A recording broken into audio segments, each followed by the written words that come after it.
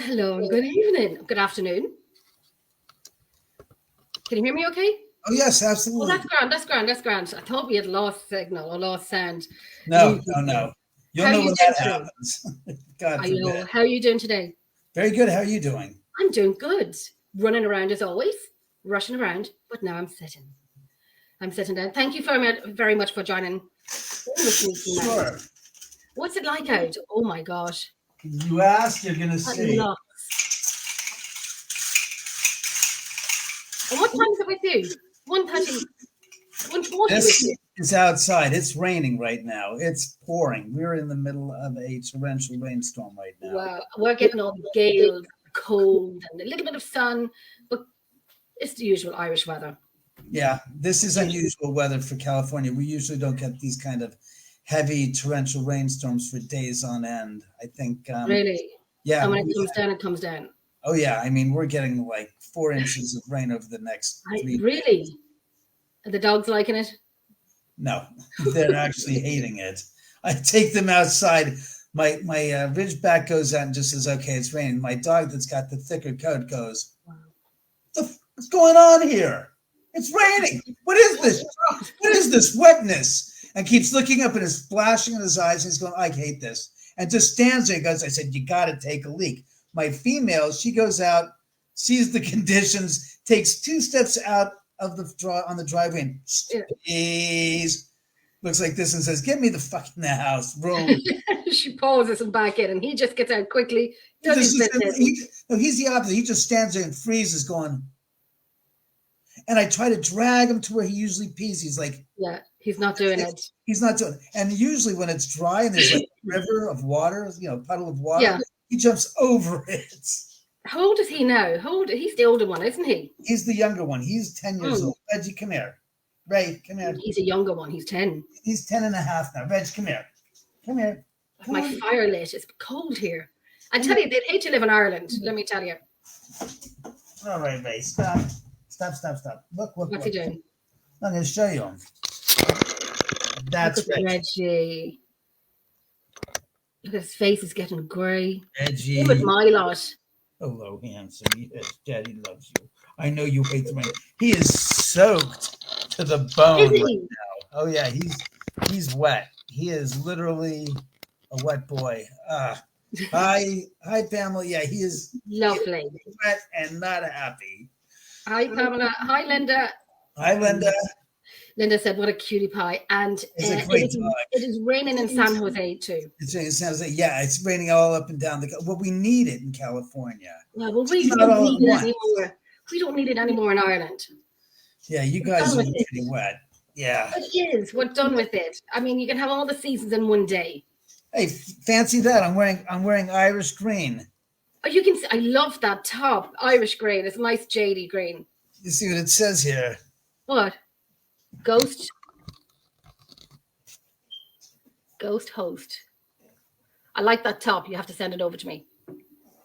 Was it this one? There we go. Ghost host. Ghost host. Send that top over. That's what it is. It's like a tuxedo. I mean, it's like it's like I'm entering. It's like, "Hi, welcome to the home." Yes. Yeah. So what am I going to wear? What am I going to wear? I'm rushing out to take the dogs right before the show, and it was like.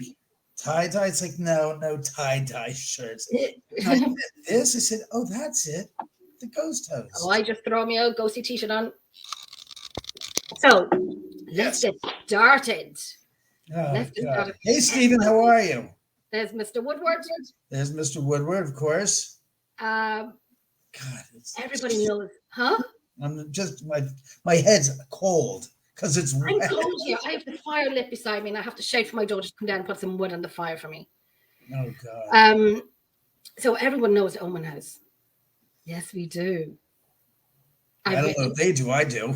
I know. I remember doing a video call with you one night, and we were doing a wee bit of a call out. Myself and Miss Chantel. Yes. When we were doing that you know what they call that challenge where you have to drink water and. Oh God, you two and that. My God. That was hilarious. That was ridiculous. Yeah, I think I won that. Nuts. But we ended up. Oh well, Chantel ended up eating it afterwards. Yeah. And like monkey see, monkey do. I ate it too. So. You're home. We all know what the home was before, and that house has now since been knocked down. And Yeah, you your home 150 feet away from it. yeah. What was the first time that you experienced something in your home? First time in the home or on the property? On the property, maybe the property. And Well, then, yeah, the first time I came here, yeah, my dad called me up and said, "Go up and look at this lot." It was like flashbacks to like when I was a kid, saying, "Oh my God, I'm back up here from high school. We used to come up here." So it was just initially just like very haunting at first, like going, "This is kind of funny and interesting." Not in a scary way, mind you, but as I yeah, look back on it now, I go, "God, that is kind of strange, isn't it?" Because in circumspect from when I used to come up here to when my parents lived a couple miles away in the mountain range here in Bel Air as a kid, it's like the throw line just goes, what the flying, huh? I mean, it makes for a crazy movie. Honestly, it makes for a crazy feature film. You go, yeah. and it's the scary part is it's all true. Hi, Um, Sarah. yeah. Hi, Sarah. And when I mean, as I get older and I look back on it, I go, it's just crazy because back in the 60s, the late 60s, where my parents lived in this house that looks eerily similar to this house that my dad designed Oh, and no. built. Um, one of my neighbors was Jan Berry of Jan and Dean. And people might, again, this is history, so a lot of the younger audience might not be familiar with these people, but Jan and Dean were a duo and Mm, were from Southern California in the late 50s, early 60s, and their music was rock and roll surf music. okay. And the Beach Boys, who lived in Hermosa Beach, Manhattan Beach, were influenced by Jan and Dean. So when they did their music in the mid 60s, early to mid 60s, and throughout the 70s, 80s, etc., they were inspired by Jan and Dean. So Jan and Dean got to know Brian Wilson and Dennis Wilson and all of them, and they were Yeah.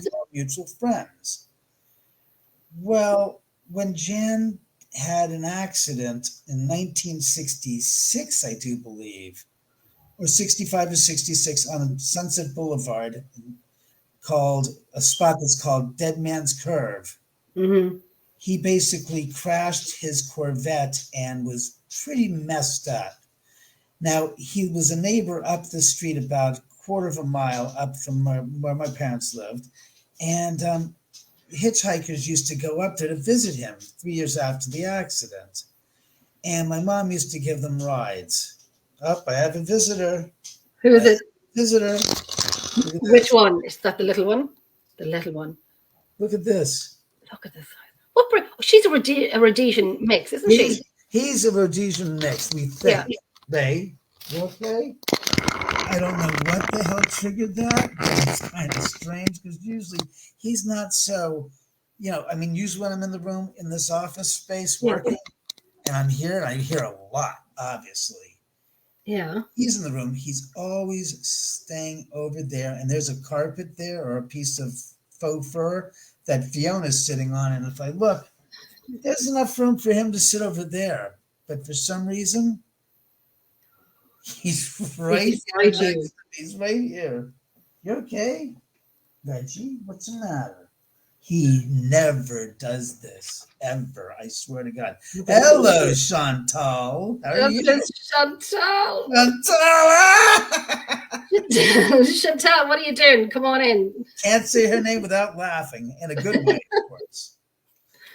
Chantal, come on in. She won't. She never does. She won't. So as I was saying back, hi Dennis. So as I was saying back to this story, so Hi. in the early late 68, early 69, I remember, and mid 69, I remember my mom giving hitchhikers rides from the bottom of Bellagio Road and Sepulveda. And they were always girls. Change this. Hi, Suzette. Suzette, I'll Great, send you the great, link in a hi, second. great, Linda. Thank you. So, hi, Suzette. So she's picking these girls up, and I'm sitting in the front seat of the car. And I'll never forget, and they get in the back seat, and there's just this weirdness. I look in their eye, look back at them, and there's this strange weirdness look in their eyes. And I don't know what it is. It's just kind of like, And I remember looking as a kid, and it just left a very, very, very distinct impression. Now, mind you, the girls were always hi, very, very polite. And I mean, it's just like, hi, my mom said, I'm Mrs. Oman. This is my son, David.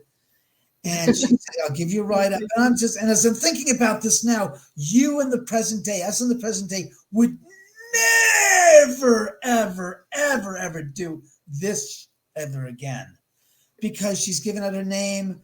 We could drive up the hills, because we lived up in the hills, and so did Jan Barry's house. And she's driving up, and she's talking all about herself, and she gets to know, like, and what are your names, and this and that, and say, well, I'm going to drive you as far as my house, and then you guys can have conquered the worst part of the walk. Oh, that's.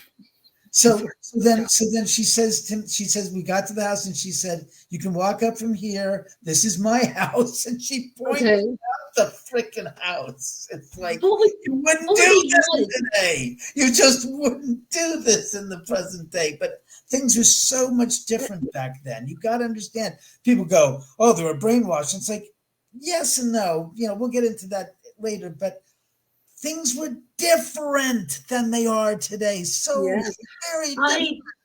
I just watched that on Netflix yesterday. The Hitchback, or the Hitcher, was the hiker or something like that. The one with the axe. The guy with the axe. He was like a hippie, and he had an axe. And it's like true. I watched it yesterday. It was a bit crazy. He was a hitchhiker, and he had an axe with him. And some guy picked him up, and they were doing, I think he drugged the driver or whatever, and the driver crashed into somebody purposely.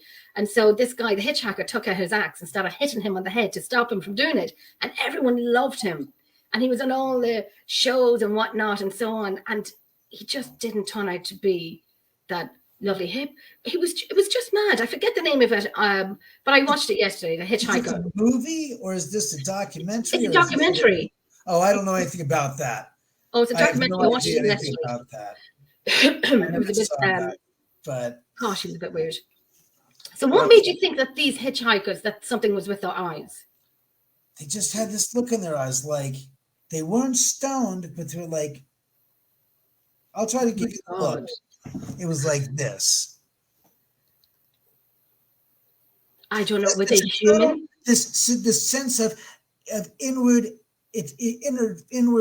peace, like this kind of like. Okay, now you need to get out of my car. And it was just like, yes, Mrs. Oman. It goes, oh, it's very, and how are you, Dave? And it was just like, and everything they said was I don't want to say scripted, but well rehearsed. Were they human? Not so much so, but as my friend Richard would later say when I was a few years older, he would say, he'd say, yes, ma'am. Yes, Mrs. Oman. Yes. He was like, he was giving that like, reassuring, like he's good. No, you can count on me. Like this projection of, don't worry, I've got it under control. I'll take care of it. Yes, ma'am. Yes, ma'am. And it was ass kissing. My mom used to say, now, Richard, don't brown nose me. Don't bullshit. I know immediately that you're giving me the lip service. You're up to shit. Yeah. So that's what I'm saying to you.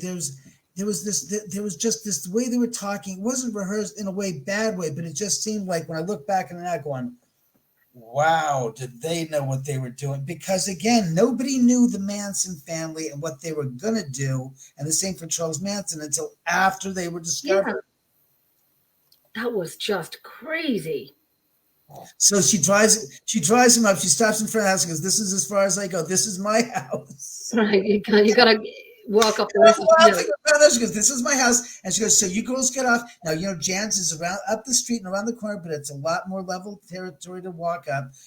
And she parks her car, and they just get out of the car and start walking. Thank you, David. Nice, Hi, Sean. And I'm like, okay, all right. So fast forward after the murders are discovered, in a couple, like 8, 7, 6 months later, whatever. Yeah.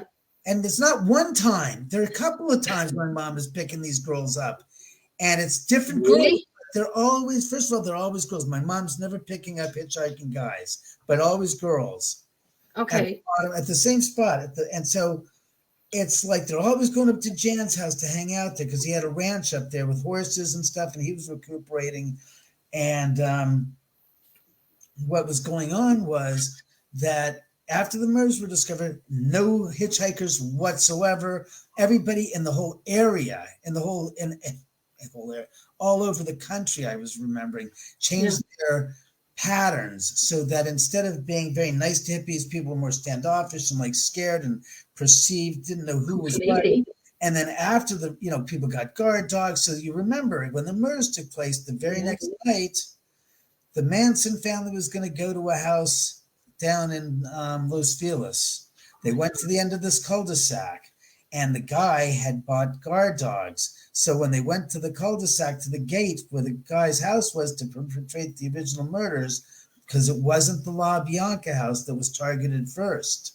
Oh my gosh! It was the default location they ended up going to, because the La Biancas weren't targeted. This other house was. The guy had gotten 2 German Shepherd guard dogs, or just got guard dogs there behind his gate. So when Manson got to the end of that drive, which was called Roble Vista Drive, he got down there.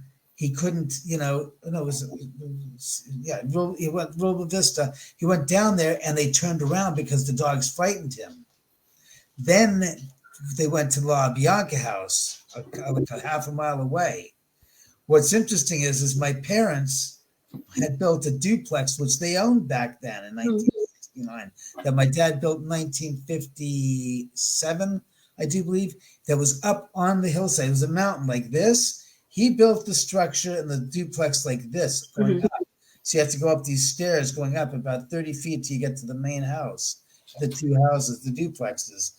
And it was literally maybe about 100 feet from where that house that he first targeted was. That's just crazy. That's the connection back again, the serendipity of connectivity back to me and my parents. It's like going. So back in 70, after the murders, 6 months later, when they're in trial, mid-July, I go down into the kitchen and walk down in the sliding glass doors open, going out to the patio, and I'm like. And as I'm looking out on the patio over the railing next to the swimming pool, I see a pair of my mom's trousers or something. And I'm looking around and I see something glinting in the sun on the patio table across the swimming pool on the other side. And I go outside and look, and I see then my mom's purse is over this like bush hedge that they had on the side of that part of the house in the patio. And then I remember going outside to around the swimming pool.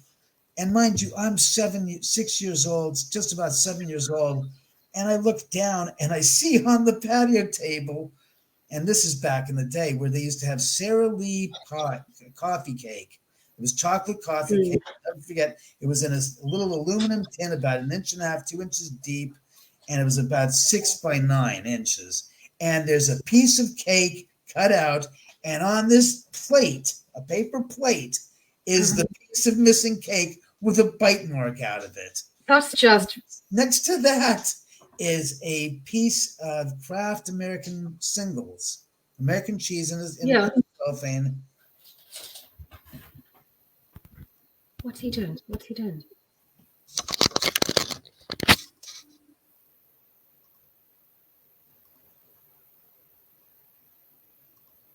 What's the matter, Reggie? What's the matter? Okay, that's squirrely. What's he doing? Does he normally do that?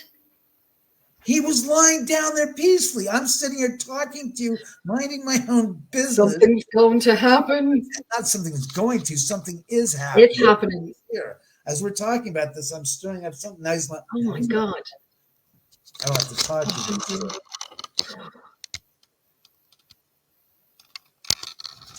Yeah, that's a powerful energy is protecting you. No. Protecting what? Nothing to protect me against. Somebody's here. We like that somebody's there. He's feeling the presence because why else does he? The other dog's totally incognitive and totally out like a light. Sounds like he's out like a light. So, but does Reggie normally do that? No. Oh, Reggie, what is going on, Reggie? Wild, something's happening. Oh, I like it. So as I was saying this to you, no, he's all right. He's lying down peacefully. That's it, David. He's playing guard dog. That's why I asked if he had the ghost alert locks. He's got the ghost alert, but he's not going to protect. The spirits aren't going to do anything to me. Please, they're fine. So, but they're very interested in the story that I'm telling about this. Yeah. So gather around David's table. The American single is there now. The second, it folds and there's half missing. So when you lift it up and you if they've taken out that piece, the other piece is still in the plastic. And I'm looking at this going, this is definitely a sign that somebody's been in the house. Oh my God. Gone through the house all the way. And you know where they've gone because they had to go to my mom's bedroom to get my mom's slacks and get her purse, which was next to her by the table on the bed, next to the bed that they were sleeping in. So they have the slacks, you have cake missing, and then you have the cheese. But the slacks and the purse and my dad's whatever it was trousers that are there, it's like holy somebody's giving you a sign that we've been in your house while you were asleep, and we've gone to the deepest bowels of your house where you're sleeping and pranced around and then came back outside and left you telltale signs that we've been in your house. Wouldn't have been those. Well, later on, we found out when you read I read Helter Skelter in 1977 as a kid, because it was in high school, we were all reading this, Yeah. Found out about something called Creepy Crawl, where Manson's family used to go in commando raids into people's homes to do exactly what was done at my home and raid the refrigerator and take things and move things around to let them know that there was somebody in the house sleeping the next day. I'd be moving. I would be moving. I'd be getting steel bars on the window. That's just, I don't know. So my mom gets up and my dad gets up and I wake them up. I said, somebody's been in the house. It was me. Because I show them what's going on. Because I didn't move anything. I'm smart enough to say, look at this shit. Leave them and there. My mom was just like, and I think my sister at the time was a counselor at one of the camps because she says, I know nothing of this. And I said, Susan, I do believe you were 15 years old. When you were 15 years old, during the summer, weren't you at camp as a counselor? Yeah. And I was too young to go to camp at that time because I didn't go till 1972. Oh my gosh. That's Gillian. Gillian is from the south of Ireland. Spook Troop tours are there. And she says, there you are now. Because she always says, I'm never going at 9:30 straight away. And I'm like, I will. And I didn't. But I'm here now, Gillian. I'm here now. Hi, Adrian. Hi, Nick. Hi, Adrian. So all this stuff is happening around me as a kid. And then in high school, of course, in 1978, I was illegally driving. I finally get to admit this shit. Did you? It's 45 years ago. What do I give a shit? You can say it now. Who cares? I was a little prodigal son stuck up in the hills, up in the mountain, because literally we're at the top of the mountain. So my friend's parents, hi, Nick. Nice to see you too. So my parents never because we lived all the way up the mountains. It's not like you had access getting down to the city. You had to get driven. Okay. And our friends visit. It was a schlep, and people go, "Where the hell do you live?" I got lost. I never heard the same story twice, but we always heard, "I got lost going to your house," and I'm like, "We gave you directions." I still get lost, which is ironic because I hear the same shit here with GPS. Yeah, yes. It's in the middle of the street. It's like, no, you got to go up here. Oh So, God. so basically, at 15, I was driving around. I decided, my dad taught, I said, Dad, you taught Susan how to drive when she was 15, because when she was 16, she saved up money and she got her own used piece of crap car. Oh, that's So, brilliant there. I didn't see you until I saw you. That's one of our sayings. Chantal. Where is Chantel? Chantel, get out. Listen, it doesn't matter if you've got your pajamas on. You're not I saying too much there, Chantal. How come you're not No, saying very she's much? quiet tonight, isn't Why are she? you quiet? You usually yapping your ass off. She's Right, quiet Shirley? tonight. So as There's I was Miss saying, Shirley. Hi, Shirley. so at 18, so at 15, I'm taught how to drive, and my parents are away some weekend, visiting somebody, and I said, grab my dad's keys, and so I was driving prolifically for 6 months That's okay. without a license in my dad's Oh no. 1971 Ford Country Squire. It was white. It didn't have the wood panelings, but it was an old station wagon. Had like 130,000 miles. Hard no. Hard no, Chantel. David, I read your book. It's a great book. Thank you, Sarah. I appreciate that. One day, So one day. I'm driving around, and we all wanted it. We all read the book Helter Skelter. I'm going, where can we go? Where can we go? So I said, let's go up to the freaking house, the Tate House. And it was still there. And mind you, this is 1978. So it's 9 years after the MERS. The house is still And it's there. still there. And we drive up the gosh darn thing with a bunch of friends of mine from high school, because we all wanted to. I wanted to see it. They dogpile out of it. I didn't write this in this detail in the book about me driving, but that's how I ended up getting up there at 15. I was following it with a few cars, and I was driving the wagon station with a bunch of people. I figured I'm going to save that for a movie or something. I did that before. I couldn't drive. Oh my God, it was bad. It was really bad. But there's a side note to the story. At 15 and a half, I was driving the car down the street, around the corner, literally around the corner from my home, which is statistically exact as it is. Most car accidents happen a mile of the home, which this one did. I heard a noise coming from the radio. I looked down. I had something going on. I was distracted, and the car, because I was going straight, the car had a problem with the wheels. I just like looked, and I drove it into a car, a 1971 or 72 Rolls Royce, painted turquoise blue, and it was an Iranian family that had just emigrated there. Oh God, Eric! I think I was 3. So I drove it into it, and I tried to get the car to reverse and drive. It wasn't. The people came out of the house, dragged me out of the car, dragged me into the house.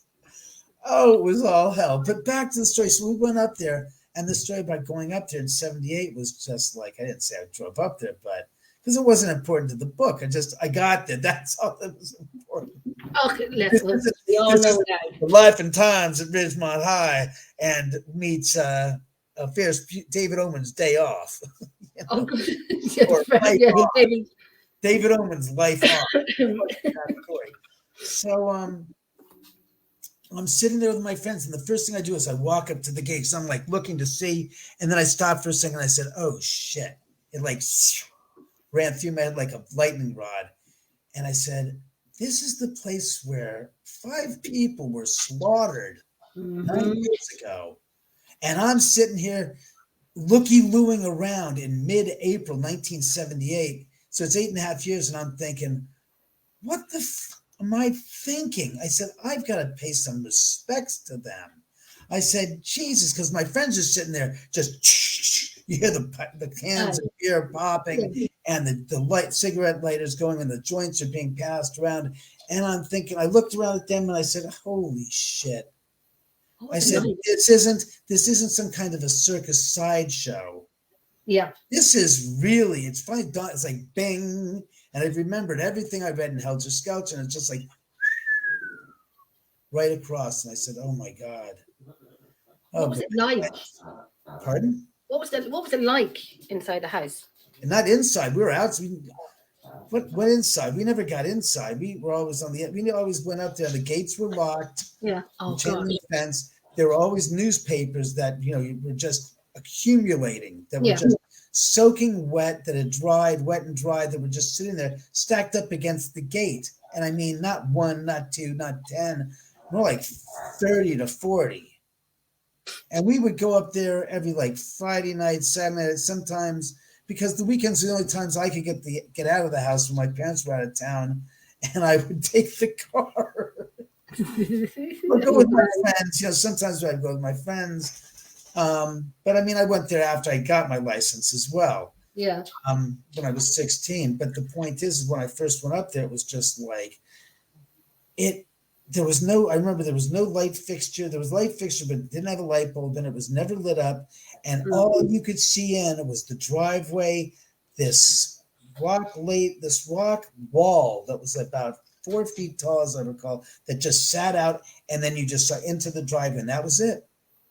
But I just knew what happened behind that wall, and I just sat there and I said, Jesus Christ, this is just, and that's why I bowed my head and I said, before I start to party with my friends, I want to say a prayer to those who didn't make it out here, killed here, that were slaughtered here. I said, it is in the greatest honor that I.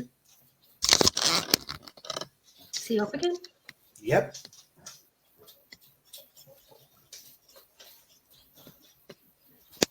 He's not settled, is he? Do you notice what's going on? I'm speaking of what I'm speaking of. Yeah, yeah. And it's almost like somebody's reacting to it. Yeah, he just seems like he's not settled. Something is here. Now he's fine again, but again, it's somebody's here not letting him be settled, as giving a sign, it seems like. I mean, it could be a million other things, but I'm telling you, the other dog who's the control is out like a light where he should be. Yeah. The behavior that I'm witnessing right now is completely. Right as I say that, she starts to like rustle around a little, but she's not getting up. She just, moved a little. Sorry, did she explore? He just raised his head and looked around just after I mentioned that about her. So I wish I had a second camera. I could put it on him. I know. I just want to see him. The behavior off the bat of that is out of character. Just not. Yeah, you know him. Never does he ever sit here ever. It's just uncommon. 2, the fact that he keeps on getting up. He's gotten up twice, and I've pointed him out to you. What are we talking about? The subject matter is what we're talking about, that I have a feeling something's stirring. And I could be wrong, but she's rustling a little bit. She's more like just trying to get herself, she's just moving ahead and getting comfy on the faux fur. But again, he's choosing the hard wood floor versus the faux fur. So again, my point is something is a little bit askew, let us just say. Something is just strange. She's outside the door, is she? She's over on the floor on the faux fur carpet that I have there, right? So she's just hanging out there. So as I said, all of these things, like I said, when we went up there, I just bowed my head. I felt like this is hallowed ground, which it was. It's nothing but hallowed ground. 5 people, one of them was pregnant, were terminated and exterminated in the most ruthless, horrific fashion. It was just a massacre. Fuck. And then from 1978 to 1999, 21 years later, all right, 78, 79, 80, I was here till I was in high school. In 81, when I graduated, I stopped coming. I didn't come up here. Hi, Williamson. So Miss Mary from Netherlands. So 1981, 82, 81, because I graduated in 81. So 81 to 1999, 1998, 17 years later, almost 18 years later, till I came back here by happenstance to see the lot, to then acquire the lot. January of 99, to build a house, to live here now going on 21 years since 2000. Something not. Reggie. Oh, baby. He's looking straight ahead of my desk. I was going to say, can you see underneath your desk? There's nothing there. He's looking under the desk. What's the matter, Reg? What's the matter? What's the matter, Reggie boy? He's very unsettled. I haven't touched him at all as I'm talking to you the whole time. I'm not like giving him cues. I was like, Reggie, come on. You may have he's scared. You may have a signature. Start behaving. Yes, exactly, Suzette. That's the whole point. I believe somebody is very much making their presence here. Hello. When I was here in high school, it was just like I always felt welcomed. I never felt afraid. And like I said, every time I came here, Aye. What's he looking at? I have no clue. This monster. It's like we all have animals on the show. He's been lying down the whole time, so I have no idea what this is about. What's the matter, Reg? What's the matter? Definitely excited. There's something definitely afoot, as the old saying goes. Time will tell. Time is hell.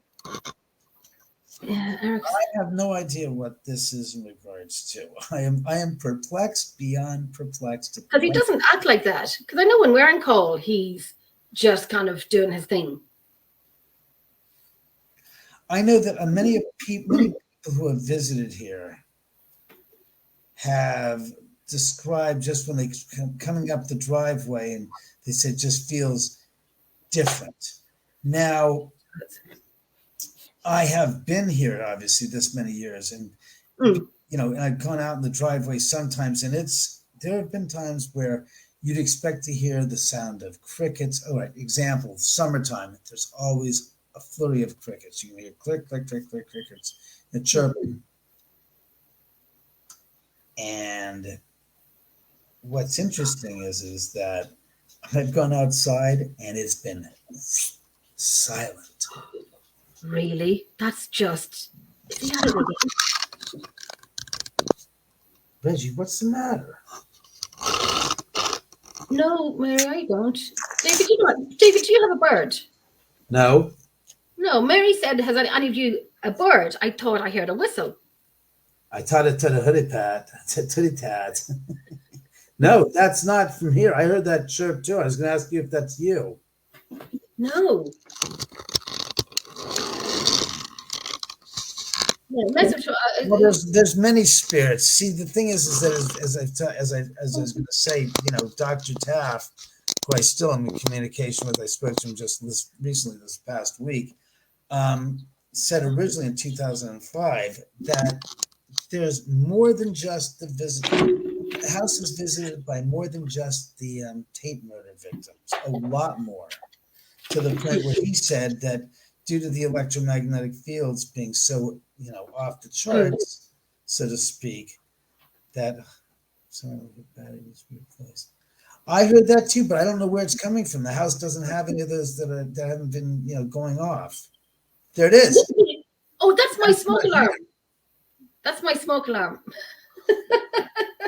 And I still haven't changed the battery in a very long time. But that is my smoke alarm. All right. Normally everybody hears that smoke alarm. No, it's just...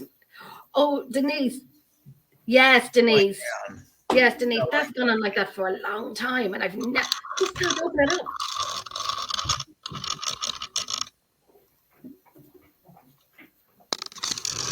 All right. The David and Reggie show. Yeah, me and my lot are here. The cat, Charlie Chaplin. Chaplin. I saw your post about him. That was funny. Yeah. Oh, he's just a dude. I'm telling you, he is bold in a good way. But last night when I just took pictures of him laying at the fire, it was just like he made it. He's just chilled out, and I had to take pictures. I think I have more pictures of my animals than I do of my children. I really do have two good animals. All my animals. But he was trying to get up on me there now, but he's probably going to attack my dog in a second. He's brilliant. He's just brilliant. He's a little dude. I'm going to try and get more. Hold on, Hopi. Yeah, you probably just did. So as I was saying about the activity at night, at night when I've gone out here, it was literally quiet as a mouse. You could drop a pin outside and you go, where the wildlife? Where the nightingales? Where are the crickets? What the? And it's just like when they stop. When they stop, something's about to go down. I mean, that's what I see in movies when they go all quiet. Oh, in the movies. We're not living in the movies. I'm thinking. But in reality, like I said, I've gone outside and just been like, really? It's just like, that's strange. I usually hear crickets, and then I might have heard him early in the evening, and then it just goes. And I'm like out there for like a half an hour with the dogs. I'm going, that's wild. That's really freaking wild. And we're talking summer, and it should be, nighttime. There should be crickets. And it's just dead silent up here. And it happens, and it's just, and it feels thick. I mean, I've been here enough times walking down the driveway where it just, sometimes it's just very energetic, and you go, what the hell? And in the daytimes, it's usually very, very light and just very, but sometimes. But it's heavy at night? Heavier at night, sometimes. And like I said, to people that are not accustomed to the energy and come up here, it's like they'd say to me, I was walking up I said, why'd you park down the driveway at the bottom? Because I wanted to walk the walk. And I'd want. Did they feel the feeling? They said they start getting out. They said walking up the driveway. They said they start feeling this. I'm going. And what would they like when they got up to you? Telling me I'm going, and I'm always going, wow, that is so strange. I said, I guess I'm either accustomed to it or it just doesn't bother me. Scared. Yeah, I've had stuff that has startled the living shit out of me. I don't say scared because to be scared, you think of more in terms of it's not just an instant. I treat it like it's an instant. So I'm startled. The best example I can share with you would be and it's not seeing an apparition of Jay Sebring either. When I saw my first only apparition of Jay Sebring, that was just like, okay, you're here to tell me my mom died. What's going on? Is she dead? Is it Felicia? And is it Felicia? Did she die? And I was like going, well, and he didn't do anything. He was pointing. He was turning towards the driveway, towards the driveway coming down the street, not towards the Tate property, but away from it. Mm-hmm. And it turned out 8 years after I saw the apparition in 2004, the property next door, which was just a vacant lot, about 100 and, what was it, 100, let me see, my lot is 48 feet. So it's 100 feet long, double the size of my lot, and it was a hillside. Well, instead of building a house where you build your step foundation, these guys went and took out the entire mountain, like bulldozed it in the road, that eviscerated the entire mountain. So here's the hill, here's the driveway. Now there's a concrete wall 5 feet above, running all the way down 60 feet. And then at the bottom of that 60 feet is a flat concrete pad that they built this house on. So there's this 3-story house built inside this mountain that was removed. Wow. That's what Jay Sebring was pointing to 8 years before it was started. Really? What was it like when you sold? Before the lot was sold and construction was even started, meaning they sold the lot and then they started literally taking the bulldozers and working their way through the mountain and literally pulling it all out. That's madness. And so the wall is like 60 feet down and there's a house built down there. The wall, it goes 60 feet down. The house is built up. So your top level is here. Mm-hmm. Then your next level is like this. So unlike my house where it's built on the slope and my house goes like this, his house is built like this. And they built a flat pad of concrete that they built the house upon. This dog's driving me crazy. It was enormous. It was an enormous. enormous amount of money that they spent to just remove all of that I can earth. imagine. I have video of it. It was like one, the fuck? They're going to do what? He goes, yeah, we're going to go bulldoze all the mountain out. And then they did that. And then they built this 60-foot wall going up. It's about the wall going down under the earth is about 2 feet wide. On top of it, where the house is, it's only about a foot wide. I thought I heard someone screaming. It's all, and there was like 28 or 30 caissons they had to put, which are those piles first. 60-foot. It was just insane. It was unbelievable. I can't believe they did that. So back to the scariest thing. 2 incidents. The first one was most recently about 2 years ago. I'm going to bring a friend of mine in if that's all right, Robin. Yeah, sure. Robin. Walking down the hallway at 1:45 in the morning, doing some laundry, and I was going, I'm thinking to myself, spirits, I got you covered. So I throw my hand up, and I'm about 6 feet from my wrought iron staircase, and I hear this. And I stop dead in my tracks, and I go looking at the camera going, like, thinking to myself, what the flying was that? Who the hell was that? And I'm thinking to myself, oh my God. And I'm thinking, well, a burglar would not be stupid to knock. No. I'm all by myself. The dogs and the cats in the bedroom, they're sound asleep. And I'm thinking to myself, what the flying is that? And I sat there and said, I thought like for 10 seconds, I was like startled, like standing just perfectly still. And then I thought to myself, well, it's got to be a ghost. And I said, wait a second, what did I just say? Spirits, I got you covered. To my hand up. And then I heard the knock, knock. It's acknowledgement. It's like, oh, okay, we heard you. We heard you. Said, I'm thinking. That's what Louise was saying here. Upstairs. So I continue my way upstairs. And I thought to myself, I said, you guys really got me with that. I said, you really scared the living shit out of me. I said, I don't know what the hell you were thinking, but I almost had a heart attack. And I keep going. I said, and by the way, I said, well, thank you. I go this whole thing. So if you look at the YouTube channel, I'll get you the clip for that. I have that video. But it's funny as all hell because I totally was like, and people said, you ever scared? It's like, I was scared for the second that it happened. And it didn't traumatize me. It was just like the freakiest thing. Because when I realized what had happened, and the knock was in connection to acknowledging what I had said, I was like, whoa, you've got to be kidding me. I said, you can actually hear what I'm saying? And I said, you can hear me.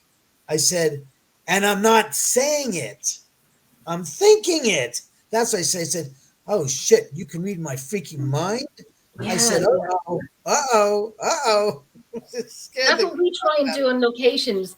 We have a set of questions, but we ask them in our heads.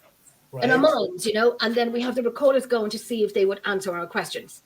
Right. Yeah, so that's true. Then I'm going to jump in, though, because I've done the hello, I'm Robin. It's nice to meet you. By the way, I'm looking on the screen thinking, where the hell do I go to add a comment, my own comment? Is that a private chat? I guess there's the main chat. Hold on, let me check. Right, let me do it here. Here's the link. As far as the spirits being able to take that link and put it out for everybody to see if they can't right now. I put it in private chat. Oh, I have it here. That YouTube link is the link to the video, and you can watch it. Everything I just told you on that setup is shown to you from about 8 different cameras because the house has 30 cameras inside and out. Outside, there's 4 cameras, 1 in the garage, 25 throughout the entire house. Yeah. So when that incident took place, long before I put it on YouTube, I watched every single camera shortly before and after that incident.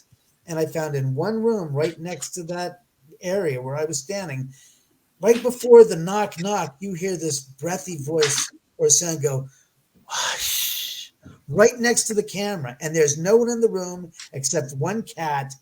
And it's like, what the hell was that? And then you hear the knock. And I'm like, oh my God. So watch the video and share that with everybody, please. I'm going to see if I can get it up here. I'm going to see if I can. Robin, you were saying. Oh, I was just going to bring up the whole controversy and, and the parent. I was on another channel before I popped over here, so I didn't hear your whole conversation, but the conversation about, well, are spirits omnipresent or not? Can they read your thoughts? But I've done experiments as well where you just think the questions and you do get answers. And so you're wondering, can they all do it? Can only some of them do it? Is it just a certain energy field that you happen to be in? Is it part of I go into are you in for lack of a better word, a vortex or a portal, where the magnetic charges are just a little bit higher or that sort of thing, what is it that's allowing them to hear what you're thinking? How do they do it? I'll be honest with you. Makes no difference where you are on the planet Earth. There's the only thing that's unique about this house that's different than everywhere else is there's just a higher DC EMF level here, which just means it's easier for them to manifest here and to do things. Other locations, it might be difficult. However, the idea that they can't read your mind because you're somewhere else other than here, there's the link, kids. That's the link Take there. a look at that video. You will be flipping out because everything I just said to you, I can't wait. Played out as I'm looking like Tom Cruise from Risky Business. Yourself, my God, in boxer briefs and a T-shirt walking down the hallway. Did you? Oh yeah, that's where it was. I wasn't dancing to any songs or anything, but that was. Did you have your shades on you? No, I didn't have my Ray-Bans on me, no. But the idea is that their ability to do what they do, I'll basically lay this out for everybody. My personal belief about this, that's okay. That's not, I'm not even going to do that anymore. Forget that ever again, My point is, it's not a sign of anything, of any white supremacy shit. What I'm saying to you is wherever spirits are, they are not only omnipresent, there is nothing that anyone on the earth can do to stop them. There is no kryptonite. There is no lead shielding that you can put around yourself that a spirit is like one. So you don't think a Faraday cage would work? If I stood in a Faraday cage, am I safe? If you stood, and funny you should mention that. Barry Taft wants to come to the house because he wants to be Faraday shaped. Hi, Paulo. He wants to be. If he visits the house, he wants to be in a suit that protects him from EMF discharge. Similar to what the astronauts go into space, because EMF levels actually affect him. So, I would love to see that or see after it happened. Of course, I'd love to be there because I'm very into that style of investigation. But I'm wondering where the hell he's going to get this suit. Maybe he could get one of those shark suits, that kind of like. We've talked about it extensively, and I said, look, I'm trying to get actually a 4-part docuseries about the house and the hauntings here, but on the lines of there'd be no investigation. I mean, we're not going to investigate in this 4-part docuseries. We're just going to tell the whole story. From the Native Americans here 200 years ago through the 172 years ago, all the way up to present day, but in a way that's more unique and more factually based, interesting, comprehensive, intriguing, engaging, less hyperbolic, less, oh my God, did you see that? Yeah, I saw the reaction on your face. What the hell are you looking at? I don't give a crap about your, I want to know what you're reacting to, because that's what counts. Anybody can react to something or nothing, but I want to see what it is, because that's evidence, and you're just making the show. I wonder if he could protect him. It just is floating through my mind. Maybe he could run with this if he feels like it. What about same technology as noise canceling headphones? How about using some matching anti-frequency? Because that's how they work, So I'm just kind of curious. It would have to be a suit made of that. As Barry says, it'd have to some type of a suit that protects him from the energies. And I said, okay. I said, but Barry, let's get this straight. If we brought you here to the house to be interviewed, we could have you in front of the house without any of that crap. And we can do all the investigations from inside the house, and you can watch through near the garage where we have a pull-down screen and a projector. And he said, yeah, I could do that. So that's what we were thinking. But it's interesting because with the 30 cameras in the house, 25 cameras in the house running, it makes it so that most of the videos you see on my channel are not during investigations. Yeah. They are Yeah. random acts of craziness that's happening here, and Yeah. nobody is here but myself, the dogs, and my 2 dogs and my 3 cats. That's where it Yeah. goes. And the idea is that the stuff that we review on this show is like, how should we say, it's for lack of a better word, I just heard it's kind of it's like America's funniest haunted videos. But the fact is, it's those types of things that are incidents. You're just shooting video and it's just happening. It's like I'm doing my daily routine. It's like knock, knock, or some figurine gets knocked over, or I'm not even upstairs and I hear noises and it's like, what time is it? I go back to bed. I wake up. I go review the footage, and lo and behold, there's a whole mess of activity going on the floor above me, and there's no one awake at 5 a.m. doing it. Well, alive doing it. Oh my God. Do your animals react to these activities or things maybe you're not even hearing or seeing? Do the animals act weird ever? Oh, yes. Okay. And in some of these videos, what's happening, the cats are like going. I seen the video where something fell off the couch. And the cat reacted beforehand, right? Yes, yeah. I saw that. The dog was there. Green. Yeah. I mean, a lot of the video that we have evidence of, in one case, there's a disembodied voice that's talking to a friend of mine, John Doherty. This is 4 years ago, I guess. He was moving off to Atlanta, moving to Georgia. And I had been in the kitchen with him literally less than 5 minutes earlier talking to him. And I said to him, I said, John, I just heard a spirit voice say we're going to miss him. And I said, I got to go downstairs. I said, and then happenstance, I had to take care of something downstairs in my office. So I went here, and he's up there, and he says, I hear this voice, John, saying, David, are we alone? I just heard, is there a girl in the house? I'm going, no. I said, no, John. He goes, I just heard a girl's voice say, hi, John. And then I come up the stairs. Meantime, when this is all going on, the cat, hi, Lisa. Oh, right. Dog, you won't even go downstairs. Oh my gosh. Reggie is sitting there. John's in the kitchen. There's the dog is sitting there looking down the stairwell when the voice is speaking. And it's like you see his head going like this, going like right after the incident's happening. I'm going, that's because I reviewed the footage, and from 3 different cameras in that room, you hear the vocalization identical, and it's this different, it's at different levels, volume levels. So it's saying, where's the loudest is the closest to the voice source. Okay. It's always the same. It's clear as a bell. Mind you, we're not ghost hunting at this moment. He's coming here to visit, to do a little ghost investigation. We don't have one of those gosh darn ghost boxes or spirit boxes. We're not, he's just unpacking his bags at the dining room table and getting himself settled in because he just got. Oh my God. So it's not like I'm looking for ghosts, but it's like they're just saying, hi, John. Welcome. And it's like, okay. That's really cool. And that's what's so interesting about the videos. It's not like I have a few videos where we're pursuing an active investigation. Yeah. The same dog that Lisa is referring to, Reggie, which is this one, refuses to go down to the 3rd level. You can try when we go downstairs, he goes upstairs. It's almost like step for step. As I'm going downstairs, he's going upstairs. And he's beside you right now.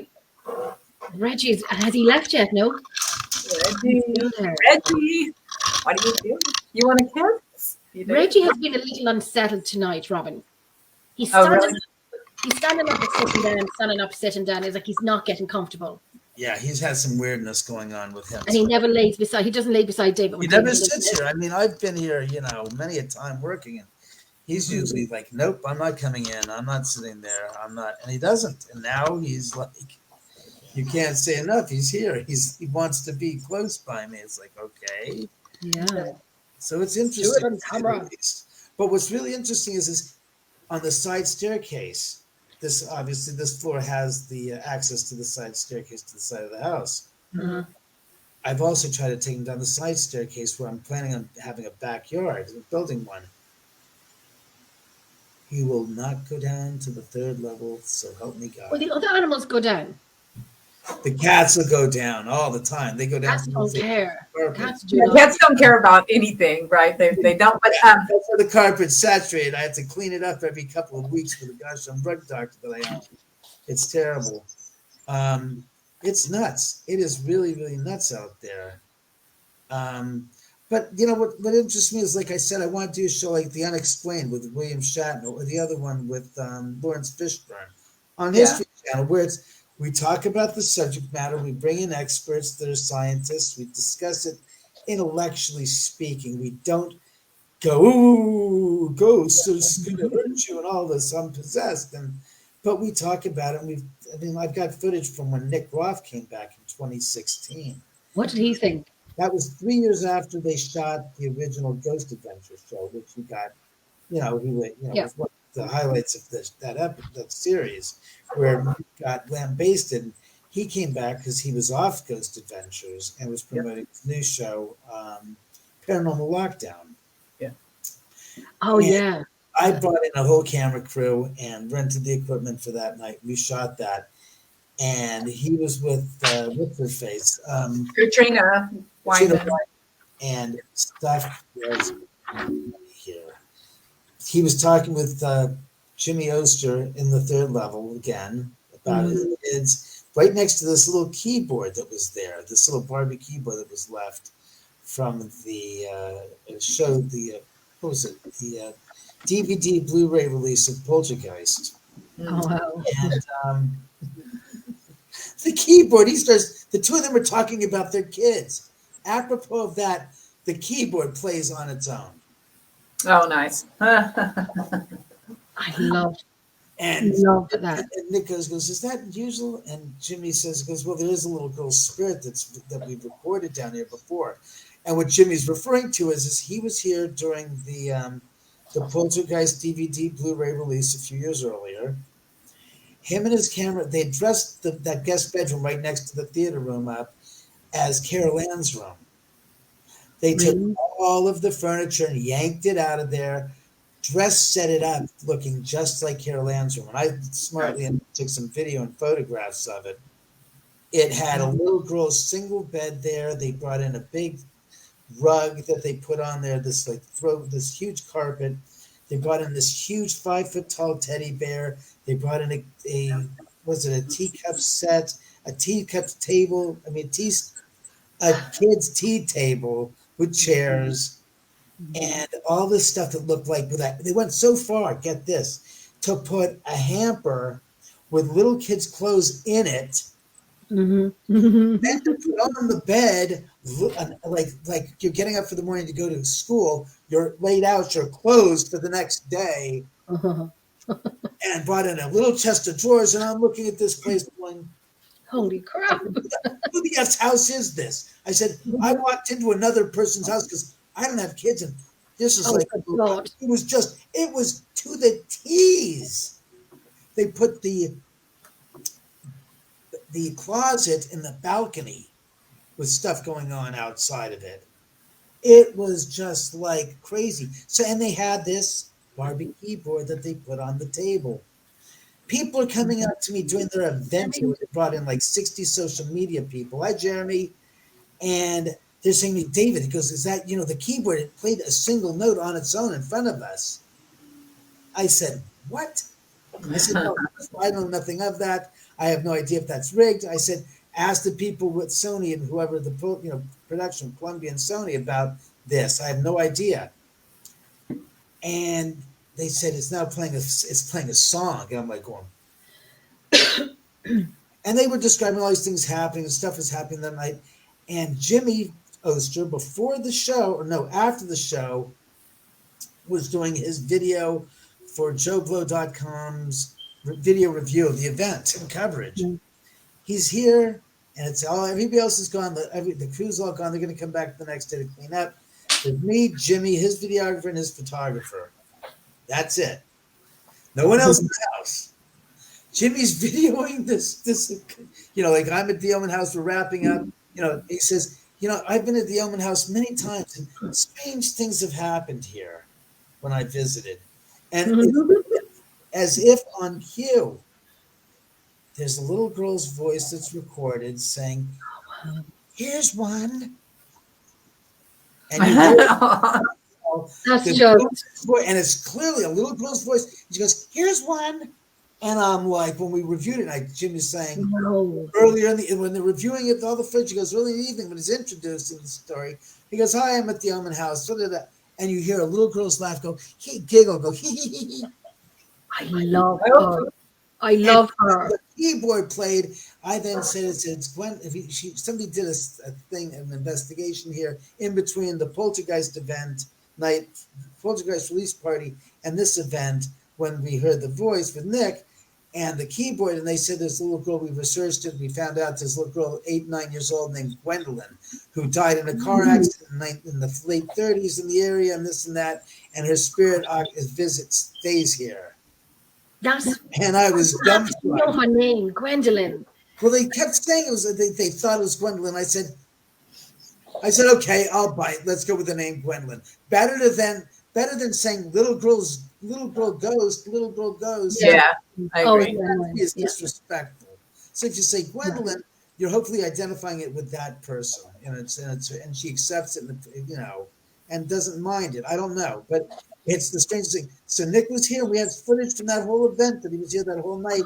Discovery at the time said they wouldn't allow me to release it and to license it because he was under contract with Discovery. And because he was under contract with Discovery, they wanted me to basically guarantee what network, how it would be used, and otherwise I was basically left with nothing. So then when Nick left Discovery, that all went out the window, and Nick said, "I'll license it for you, but So this is footage that would be in the show as well, which would be fascinating. Because he should come back for his show, Death Walker. He should come back with Death Walker, the new show. Bring Death Walker back. Bring him and Dan Kleiss over there. They'll get it after I get the docuseries first. This is the book, Ghost of Cielo Drive. Yes, it's an unabashed plug for Ghost of Cielo Drive. Get your signed copy, ghostofcielodrive.com. Exactly. I will sign it to you. If you want it personally inscribed, because usually I just say, David Oman, keep it spooky. That's if you want a personal inscription, you can write it. That's $5 extra. Yeah, big deal. Whatever you want, I write it. And I did write one for somebody that she wanted something that I generally wouldn't put out in writing, but I did. Really? Can you tell us? Tell us. Oh, come on. You can't That's what she has, because it's one book. As long as that personal inscription that she asked for is in there, no one else in hell needs to know. That's true. That's true. I'm going to order a book. Not sorry.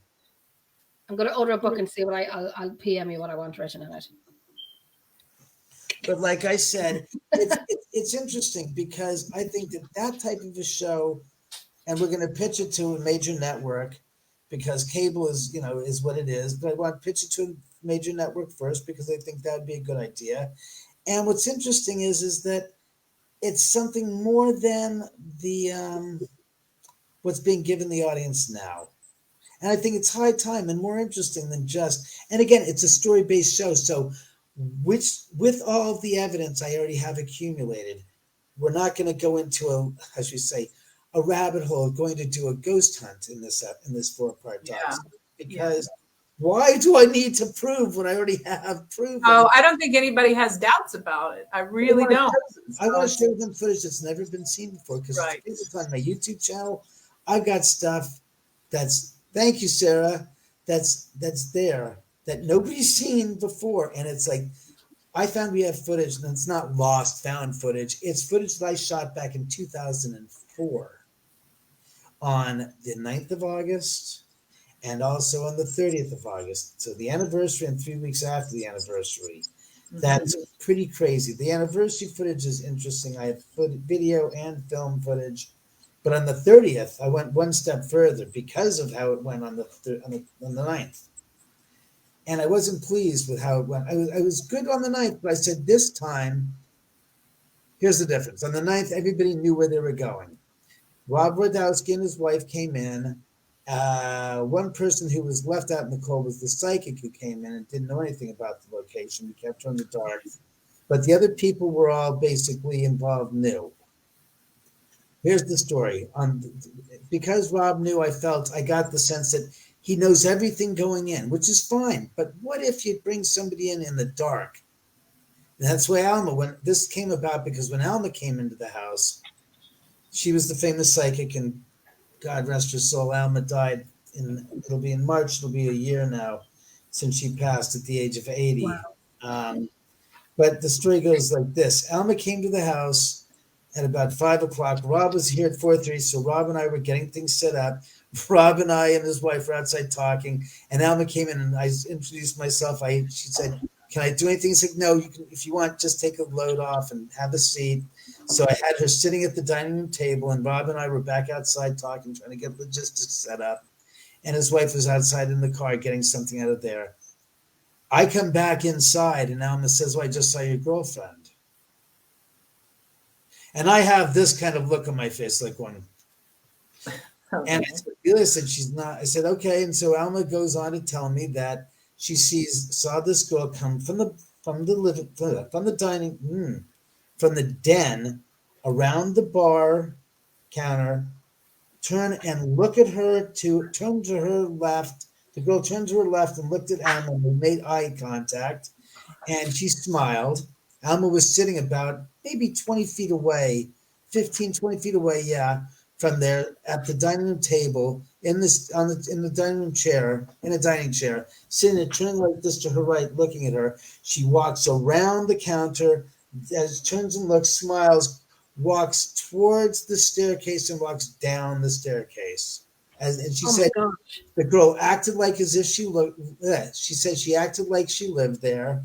She said she had described her as having blonde hair, blondish brown, not hot blonde, but a blondish brown hair, golden colored hair down her back. She said all she could see is that it gathered around, that it looked like it was longer than shoulder length because it gathered. It looked like she was wearing a white sundress. It had bare legs, had shapely legs, and was about 5'6", 5'7", and I wonder who that could be. Just as fresh as you and I looking now on the video screen. I was just like, really?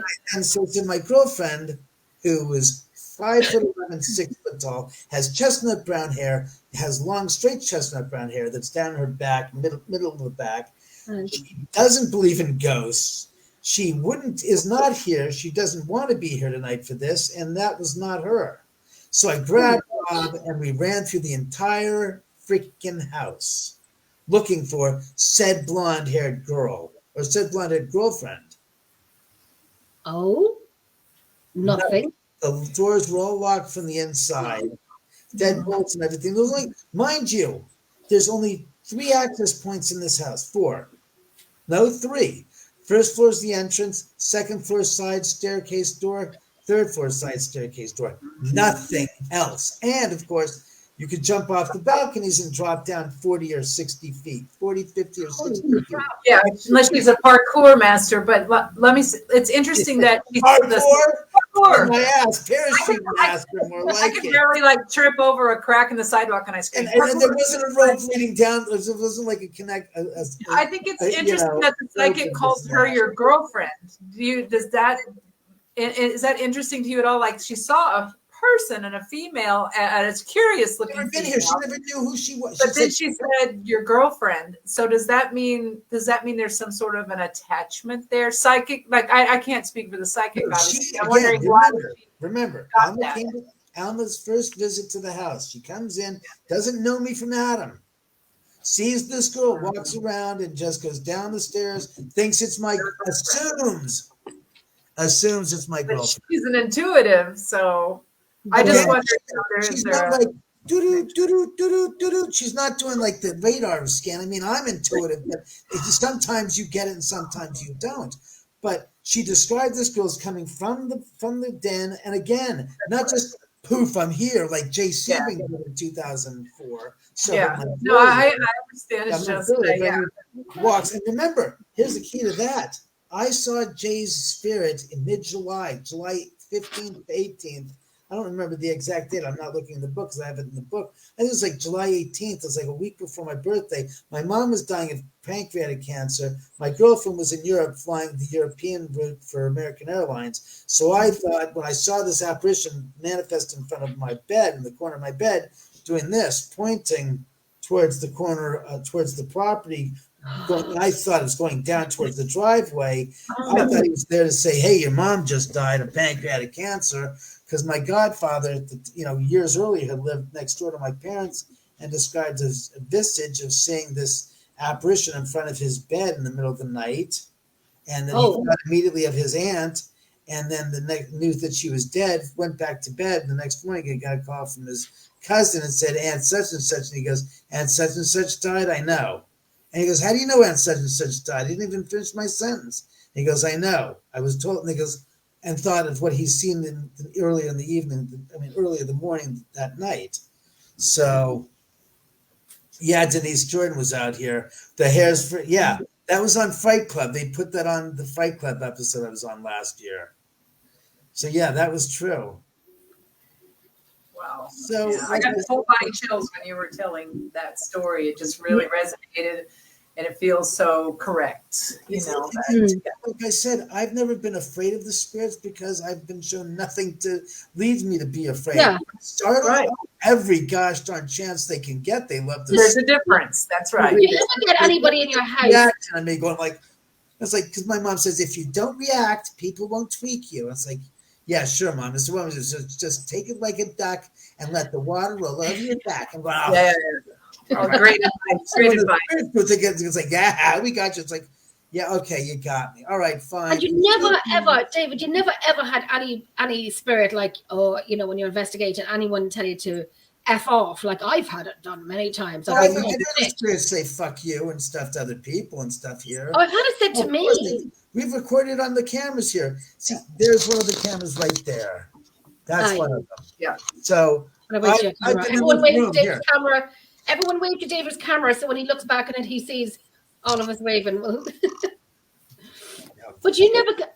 Well, because I've been in this room where I was reviewing some footage. Wasn't reviewing footage. I was reviewing some karaoke that I was doing, but to loosen myself up for an investigation that's being held here. And I'm watching the footage. I'm like, I gotta watch it again. And you hear this voice say, "Effing pricks." Wow. And that came from that camera. I said, okay. So I watched it in review, and I said, okay, I heard you say "effing pricks." You didn't say "effing prick." I said you said "effing pricks." So who are you referring to? You're right in that. And again, there's no spirit box. There's no echo box. So it's this like audio? Just yes. This is anything that I'm telling you. When I say disembodied voice, it is not an EVP because there's no voice intermediary device because it's usually a Frank's box, a spirit box, an echo box. I don't even know the box, whatever the box. I had that here in my house, a DVP. Black box, the blue box. Who gives a shit? No offense, I'm not a fan. Because they're okay. We do sometimes, they're not all the time. But people don't think about the CCTVs as great capturing devices except for video, and they do audio. And I tell people, I got 10 cameras. They've all recorded for 10 plus hours, and I listen to every bit of it because they'll have whole conversations in front of the camera. Listen, the last time I watched people sleep for 8 freaking hours in their bed and all the things people do in their sleep, I was Chantal. like, never again. This cat is acting up tonight. He's going wild. Chantal. Chantal. Get your behind it. Where are you, Chantal? This is how people read your mind because you're like, yes. I had a DVP in my house one night because I was Billy Big Balls and I was sitting up one night having a G&T and there was nobody in the house and I said, let's take a recorder. My recorders are always on the table because I knew there was somebody in my house. I've heard my daughter her t-shirt had been pulled. My daughter saw something in my room. And so they weren't here one night and I did an audio set, like I said, Billy Big Balls with a few gin and tonics. So I went with the recorder on and I said, I know you're here. I know you're here. We've heard glasses break and there was nobody in the kitchen and yada, yada, yada. Then you'll hear Jenny. And I have it on audio and I still have it. And then you'll hear me saying, And I'm stuttering at this stage. Did you? And it wasn't a Jen. I said, did you say something? Did you try and say something to me? But I don't know, the cat's arse on the camera. But I have it on audio and I had it on DVP just to show I heard it in real time. And it was just in this living room. And I heard it in real time. And I was doing a live one night with Howard. And we were all talking away. And then everyone's having a laugh and a joke. And then you'll see my face smiling. And then all of a sudden you see me going. And I wanted to say, because when I look back in the video footage, you'll hear static coming through my microphone, and then you'll hear, Jenny. Yeah. And I'm like, who is, but he never gives me his name. Never gives me. You're not happy? God, I love it. I love it. Happy. It's not enough. You want more. I think it's great. I love it. I wish I was recording the other night. I told you, I think something, I always have a little bit of activity here and there here in this house because it's so old. But my husband, who does not want to participate in any of this shit, okay, we're laying in bed and right between our heads, like that loud. And then it's really long. And he goes, what the was that? And he goes, maybe it was the neighbor. I was like, if the neighbor's sleeping between us, it was the neighbor. That would be weirder than what we just heard, but okay. But yeah, like there's something lately going on. I don't know if I brought something home with me or if it's just a moment of activity, but it's so much fun. Of course, I don't never Well, Jenny, you're going to hear Jenny change her effing smoke alarm. That's been going like that, David, for like 3 years. That's the Chantal I know and love. When the hell are you getting out here, damn it? When? She just left me. Oh, we had so much fun that weekend. We had so much. I don't think I ever. Did you say piss off? I don't think I ever laughed so much when Chantal was here. And I needed that laugh. I needed it badly because I had a crappy week when my dog had passed away. And Chantal and fabulous granddad Tim came over. And I tell you, we laughed like when I first met Chantal, she got out of the car. And I said, you could first take those heels off you because she was like 10 foot. And I'm like, oh Jesus.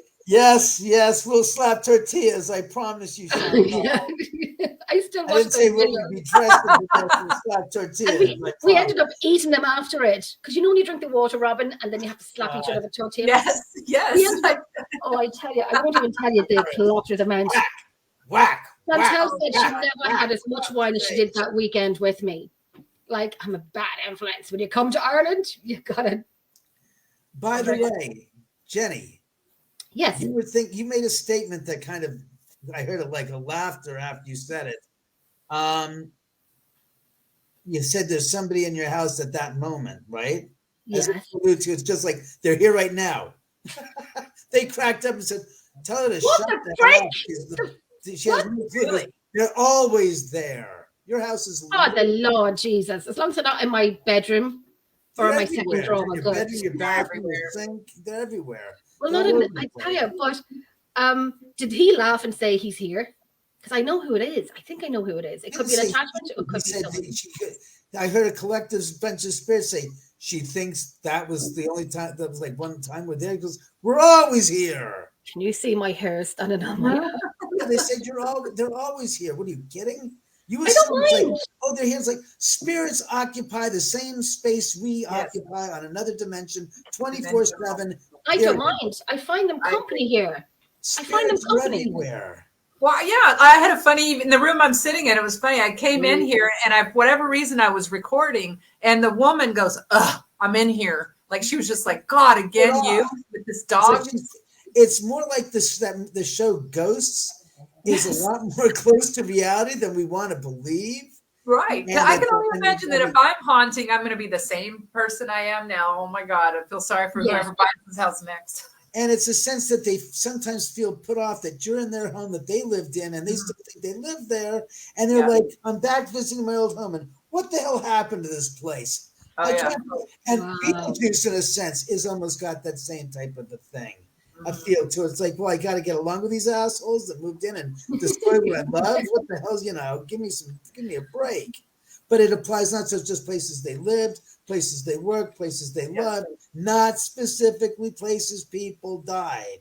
That's a policy and a misnomer. Not every place is good. Well, this person died here tragically. They're going to. It's like not necessarily. I've spent 20 years working on that because I wanted to prove that that's not true. And unfortunately, in 97, my oldest brother was murdered. And there was someone who said, well, too bad he's going to be stuck there for eternity. And I was like, what the are you saying it? And I was like, first of all, that's rude as hell that you would say that to me and like, anyway, a lot of things. But that's really one of the catalysts that got me doing my thing, you know, and where I am today. And I am certain that that is not true. I think there could be confusion and some anger, but not a stuck. You know, I'm stuck. What's happening? She just got up and is like shaking around. And I guess, Fee, what are you up to? Lie down.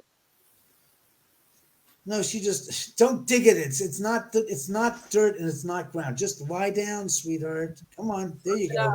Curl up. You're disturbing Reggie now. Now he's trying to move. It was peace and quiet. Right? She's trying to circle around 5 more times and she'll plop down. Yeah, she's making her bed. It's nothing that. Still thinking of the weird. I'm just looking at Pamela saying, still thinking about the weird silence you experienced outside that one night. Had that happened to me once at a sacred Native American site here in Minnesota. The silence, like no crickets, nothing, or what do you mean? No, it's just dead silence. Like I'd gone out there a few times and just gone like, all right, where the hell? What's going on? And it's just devoid of any sounds in the middle of the night. Oh, it happens up here. And I'm in the middle of nature, you know, where we've got coyotes, deer, bobcat, mountain lions, other animals, you know, and it's usually really loud in the middle of the night when they go, you're hearing all this, you know, the crickets chirping, going, what the fuck? Things only get quiet like that when there's a bigger predator around. That's what I said. What bigger predators is crickets, the whole area. I mean, it's dead quiet. And I live in a canyon, so you'd hear it on the left or the right. Yeah. It's just weird. It's just I've seen that I was telling David, I've seen that in movies. When the crickets stop chirping, kind of get into your place, so you know. But it's like I said, it's a very unique dynamic because I think that because I have such deep respect for people say you're exploiting the murders. It's like people ghost hunting graveyards really don't think spirits around there. Well, the reason why graveyards are haunted is this. Not because the dead are buried there, but because the dead are buried there that left the interest of those who were alive that kept on revisiting their dead friends who had fallen and were buried there. The living that had then perpetually gone there to the grave sites and visited, those are more likely the spirits you're going to find at a graveyard than a place. Well, yeah, the predator, but what predators? Why is a spirit is a spirit eating crickets in a? No, but all these animals see in different spectrums than we do, an additional and sometimes less of the spectrum than we do. And I feel like that there's a possibility that they see it, or that they can just feel the energy. You know, like when you walk in a room and you can feel the energy. And so like something is appearing that their instinct is to get quiet and get as small as possible so they are not the one getting eaten. And I think that's why I keep going back to the predator. I don't think that the crickets are doing it out of fear of being eaten. They just get quiet. I think it's just more out of like respect or like saying the spirit's like, you're present, shut the fuck up. Yeah. Right. I can't say they're motivation, but they get quiet of a presence, whatever their motivation. Just out of respect, out of like they asked us that we see their presence and their energy, and their energy is forcing us to diminish our energy. The thing is, we don't have crickets here in Ireland. Oh, we do, but not as many as what you guys would have. Yeah. You know, we wouldn't have that many. So at nighttime, it's silence here. We wouldn't have them chirping here at nighttime. We don't have that many to chirp here at nighttime, unfortunately, because I like it. It's fortunate. If you've ever been on a year of the horde of crickets, if you've ever lived, like I don't know what California is like, but I know Texas has a few years apart. There'll be a horde, and they're everywhere, and you have to step on them, and they're jumping on you, and it's disgusting. And they we don't have nothing. Oh my God! No swarms of locusts. But again, and here's the difference. This is one night out of a whole week or a couple of months that you'll hear this, and it'll just go quiet. So I heard it last night, and I heard it the next night going, all right, I'm out now. It's like, son of a bitch. I said, they're back again. It's like, All right, this is the next day. It's like, so it's not like we're having an infestation or something like that.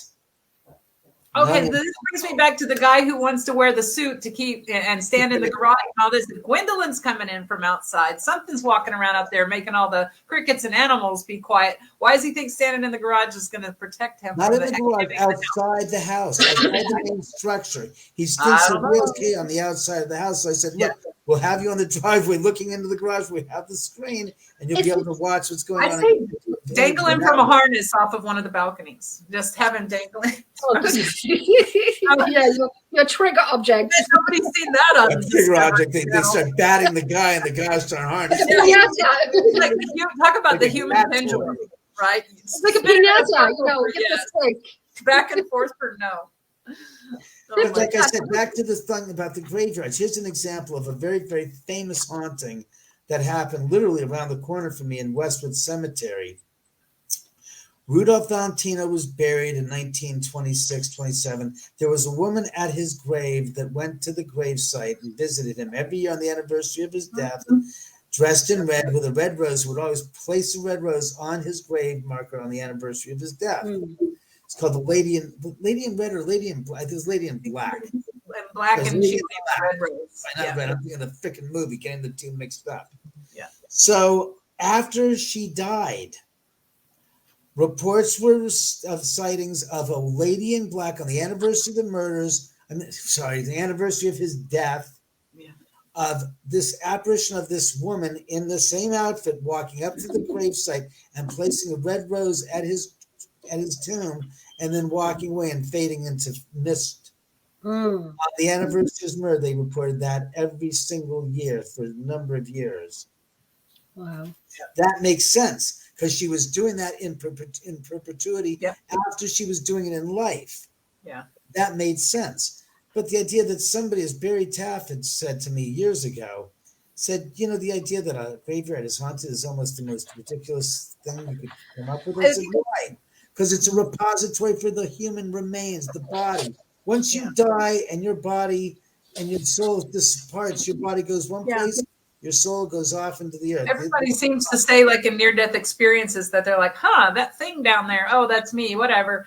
But I have gotten EVPs and stuff like that there, but I don't think they're there all the time. Like I flippantly stopped at a roadside, not flippantly stopped. I flippantly said, gee, I wonder where this guy is. And I read his name off there and immediately got an EVP. He goes, well, you found me. But I don't think he's hanging out there all the time. Right. But my first EVPs in this field, the first ones I got were at a cemetery in Waco, Texas, of all places. But they were hostile. Oh my God, they were so hostile. It was all filth, just names, you whore, bitch. You went on your own. Like everything, like I'll kill you, like all this stuff. And a really, really country guy, he said, y'all should burn. When he had the Texas accent. In fact, I was hooked. But it was at a cemetery of all places, But I still don't think they're just hanging out. Please let us not be hanging out at cemeteries when we die. What a terrible, what a way. Terrible ending to the story. It's like, well, thanks. That's just a big dick with attitude. I can't even date an accent. I thought he had like a big mustache or something. No. Like, don't worry, we'll burn. That's okay. I think Amory's saying, I think once we have no meat bodysuit, we can be anywhere at the same time. Is that possible? Well, I don't know about that splitting up of multi-dimensional personalities. Right? You're going to be here. You're going to be here. No, I think that the spirit is intact and it goes to different places where it wants to. It's not bound by the location where you died or the location you lived. It travels around. That's what feels like. Why the hell is Sharon Tate's spirit visiting your house? Why isn't she not on her property? Lisa Williams, the English psychic, came here a number of years ago, 2006, to visit. And she came in and she said, came in, walked in, stood and looked in my bar. And she goes, do you know there's a big party at your bar? And I'm like, no residual. I don't believe in residuals, sweetheart. That's just nonsense, Chantal. Get your ass out here and tell us in person. So as I was saying, the idea was that what was I just saying? If Crap. it was residual, I think she would have had to been in that actual house. Like, you know, if it's residual, you don't go to a new build and hang out there and interact in that way. You go through doorways you can't see and stuff like that. That's different. That's different. But what Lisa said, that's not even residual. They're going back to their old haunts to see the house, and they're walking through a wall because that's now a wall, but it used to be a door. A hallway going to another part of the house. That's what I was saying, though. I see this here. Sorry, what Anne-Marie's saying. Me and both sisters have visited at the same time in different states. I'm going to say I think that's. I've heard of it before. Where different times, not the same exact moment. Different. Same time in different states. Different, not the exact same moment. But you know, time may work. But time may work differently. Different times. Meaning that they came here, they went to these places in rapid succession to let you know that she's died. She's not just going, all right, I'm going to spread it out to 1,000 people. She's not Santa Claus. That's what I'm trying to do, and I'm a live. Santa Claus goes to one place at a time. Same thing. You can't be in multiple places at the same time saying, I'm sending out a broadcast to everybody I know that I'm dead. It doesn't work like that. That spirit will go to that location, go to the next person, say, she was live at 7. Going live at 3, 2. Yeah, she'd be there at 1:51:52. She'd be at your house at 1:51:54. 2 seconds later, and it'll seem not the same second. Not the same. Yeah, that's my perception. Understanding what I've seen, it makes no sense. But the idea is that they're not bound to the location, meaning that Sharon's spirit didn't. Lisa said that she's here, and she says she doesn't like the house where she used to live. It's not there anymore. She doesn't like the new house. She was attracted to David's house. She likes the energy here better. So she visits here because it's more accustomed to some place that she feels comfortable with. And your lifestyle and the feeling, you know, it's like having a friend, perhaps, you know, that's just like, I can relax here. That she feels safe is what Lisa Williams. And this is nothing I'm making up. This is in an article that she wrote in 2009. 2009, there was an article about it in the 40th anniversary of the murders in the Sunday Daily Express in the UK, where she says this whole quote. So all I'm saying is reiterating what she said, and that's why Sharon's spirit likes to be here, and she likes David, and she likes being around the house. She feels comfortable here. And we're going, well, thank you, I appreciate it. And people say, aren't you afraid? It's like, why would I be afraid if I know that we're all going to pass away at some point?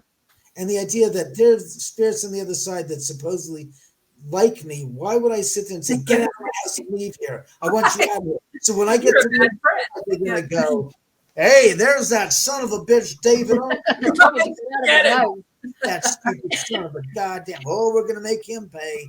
He's going to pay royally for eternity. I'm thinking, gee, I'll spend maybe 100 years on this plane of existence, but eternity is how many more years than that? Right. It doesn't. Therefore, I'm not going to piss them off. So when I get to the party, they're going to be like, hey, David, thank you so much. We really appreciate you letting me. That's a good bloody way of thinking about it. That's a really good way. Because people said to me before, you're not a freaked out to somebody in your house and whatever. And I'm like, no, they haven't bothered me. They haven't. I find them, and I said it before. I was at one point I began to feel like it was too much, and then I'm like, because nothing's happened in a long time. Nothing has happened in a long time, but I find them, and I know it's going to sound like I talk out of myself, but I find them company. I could be sitting here in the dark watching a movie, and normally I'd be like, oh Jesus, no, and I'm kind of like, it's okay. Just put the kettle on for my coffee in the morning before I get up. Would be helpful. Thank you so much. And can you put the heating on for me because it's bloody cold? Exactly. Earn your keep. I'll go into places and I'll go the same places that I go over and over and I'll go, it's me, your good friend. I'm back. And I'm sure, oh my God, she's back. Here she goes. Yeah, when you walk into locations like Jesus Christ. I know. Well, that's it. I do repent. Here's the thing. Why are you coming back? Didn't you get enough the first 10 times you've been here? No.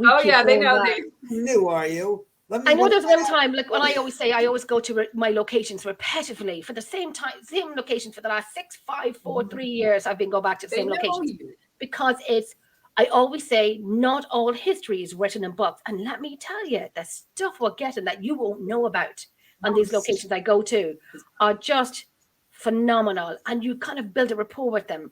And you kind of the inside story of what the personal lives were like, which history 100%. History's about broad strokes, not about the details and minutia of daily life. Yeah, that's And then when you walk in and you have the recorder going, and I'm like, hi, because you always walk into every location and say hi. I do.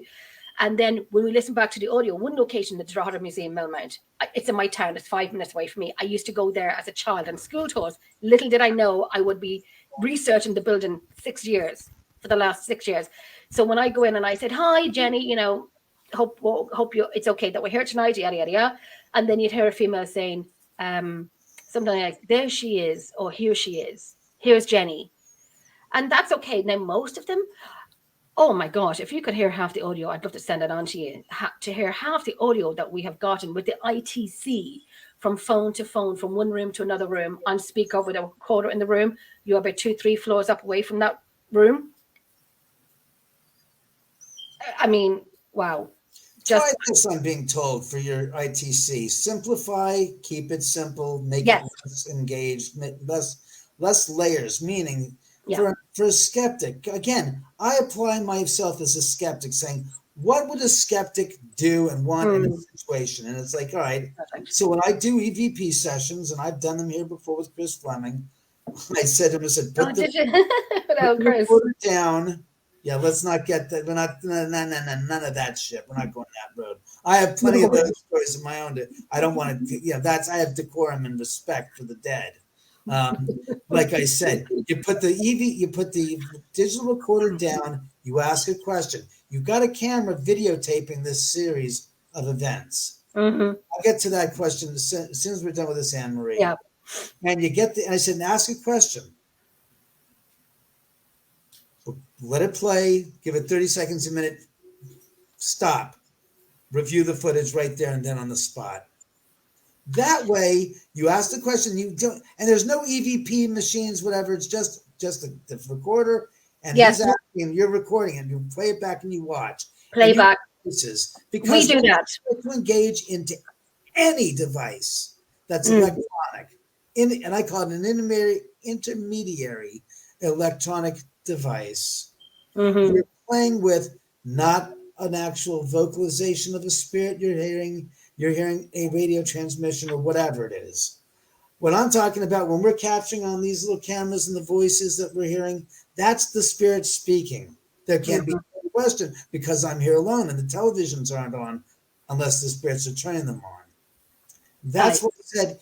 If you get it on a regular digital recorder and you can watch right back in front of you and go, okay, you're not waiting for later in the evening to go, oh, let's review all these hours of footage. First, your concentration level is about this after the first 2 minutes. I don't care who the hell you are. Yeah.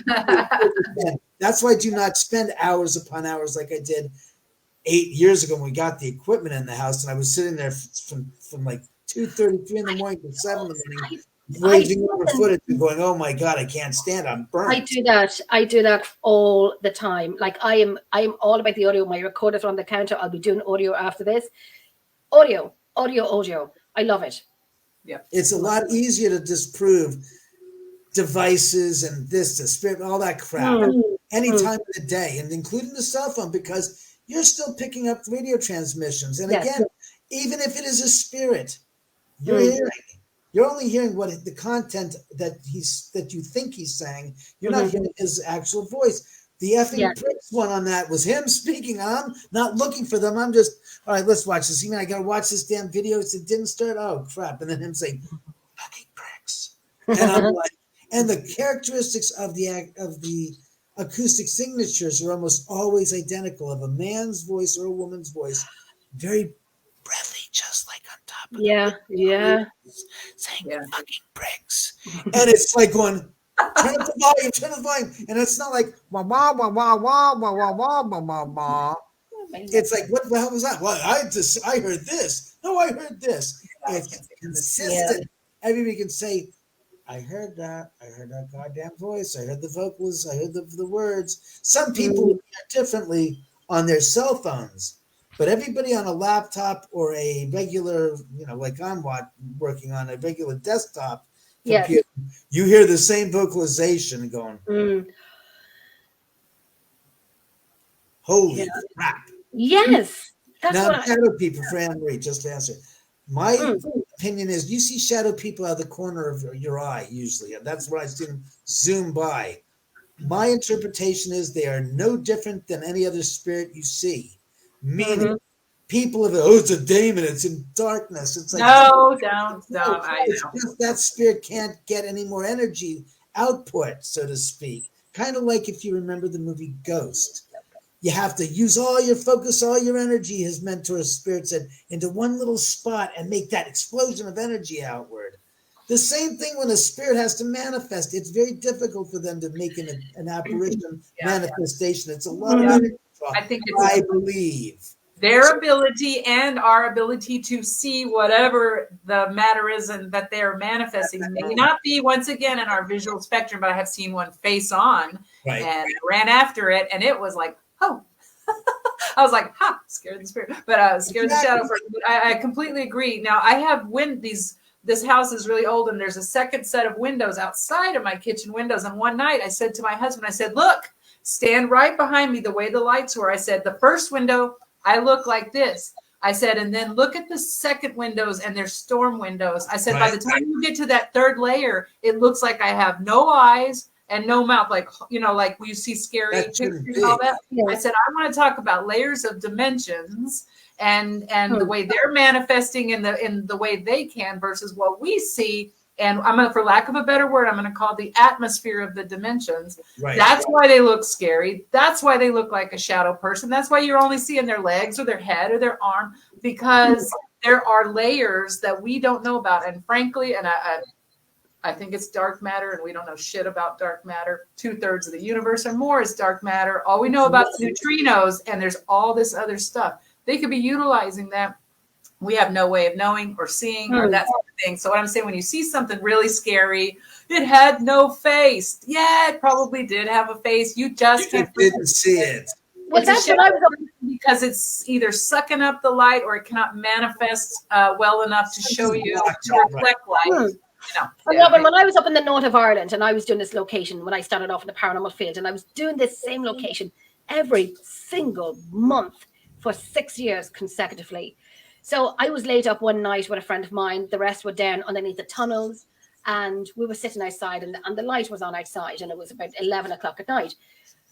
And we were sitting in the car, and I had seen someone walking from the right to the left, and it was solid black. Like you could see the side of the head, the nose feature, the chin. Silhouette.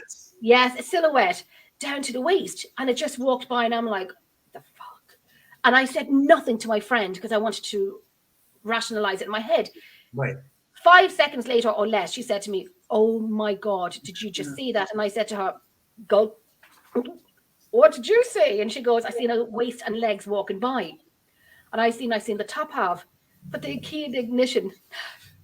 One person saw one half, the other person saw, meaning that it's about, it's again, goes back to what Robin was saying. Yep. It's about what you can perceive. Yeah. And it's that's all what it is. Right? Our brains are electric, our eyes are electric, it's all. But no. Each person is tuned differently. That's why one person sees this, some person sees this. Yes. Yeah.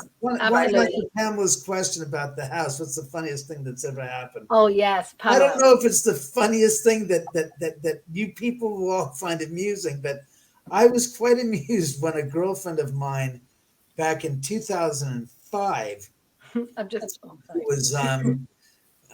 was with me. She was a makeup artist, and we were in the evening time, right before we went to bed, we had an argument. We didn't have an argument. We had a discussion. And something one remark that she had said to me that I wasn't keen about. And I said, there's always a time in a relationship. And I said this to my friends, when I always know my relationship with this individual is over. And I said, at that moment, I just am resigned to accepting that that's it. It's done. We're finished. And even though they will eventually break up with me, I know the moment that the line has been crossed and that this is it. It's just a matter of because I'm too big of a pussy when it comes to breaking up. I don't want to hurt them. And let the other do it. So I said, I'd rather say I got dumped on than being the dumper. I just don't have the capacity to do that. No matter until it's really bad. And when it's really bad, it's like, all right, this is enough. But I remember that I said, I thought to myself when after this comment, I said, that's it. This is it. And I went to bed, and this is all in my book. I put my arms on my chest, folded them, and I thought to myself, I am now in repose, and this is a symbolic statement that the relationship is done, and I am dead for this relationship. And I am a tosser and turner in my sleep, and using the pillows on the floor, the blankets on the floor when I wake up in the morning. And I woke up in the most deepest of soundest of sleeps. And I woke up and I looked like this, and I said, oh my God. I said, that's funny. I said, I didn't move last night. I said, that's so crazy. I said, and I had such a deep sound sleep. It's even more unique. My girlfriend turns and looks at me. She goes, well, how are you, Tiger? Oh my God, what? Just wait. You haven't heard anything yet. And I'm sitting here thinking to myself, what the flying are you talking about? And she goes on to say, God, you were something else last night. And I'm thinking to myself, huh? And goes on to tell me this story that He's thinking about it now. That she has had the best orgasm of her life. Good girl. And I'm like, you're welcome. No. I'm thinking, from who? Because the hell wasn't me. This is the last time I ever want to see this person, and I'm not stupid enough to go into this now at 12:30 in the freaking morning when I want to go to sleep, and I'm so disparaged, disgusted, and just put off by her that I am not interested in touching her. Wow. I'm not going to be ever interested in touching her and having any relations with her. This is done, is dead. And that's why I said, when I went like this and said, I'm symbolically making this notice that I am done with her. This relationship is dead. I meant it. I'm not one of these guys that when I say that's that. Yeah. It's gone. But I'm definitely going to remember this. Yeah, I'm going to do that too. I'm going to do that. Like this one, what the fuck? I said, I didn't move the whole thing. That's not me. I said, well, I did sleep pretty peacefully last night. So then she goes on to say, I said, tell me about this experience of yours. Do tell. And she says, well, you started kissing all of a sudden in the middle of the night. I'm laying on my, she goes, I'm laying on my stomach, and somehow you're kissing the soles of my feet. It's like, yeah.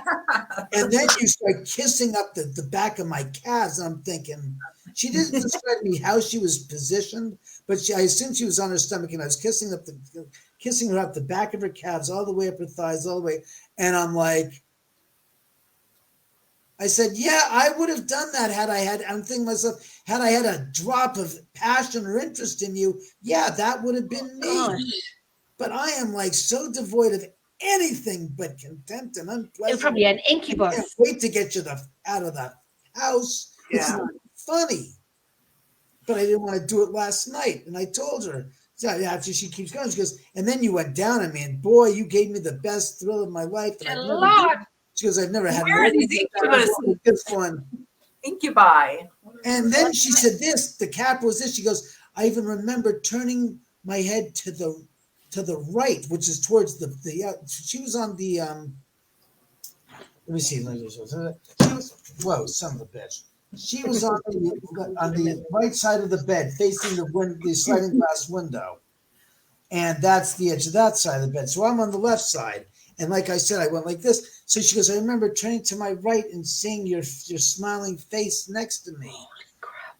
And I said, I'm on your left.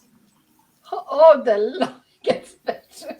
And I said to her, when you looked out to your right, you were looking out towards where the window is.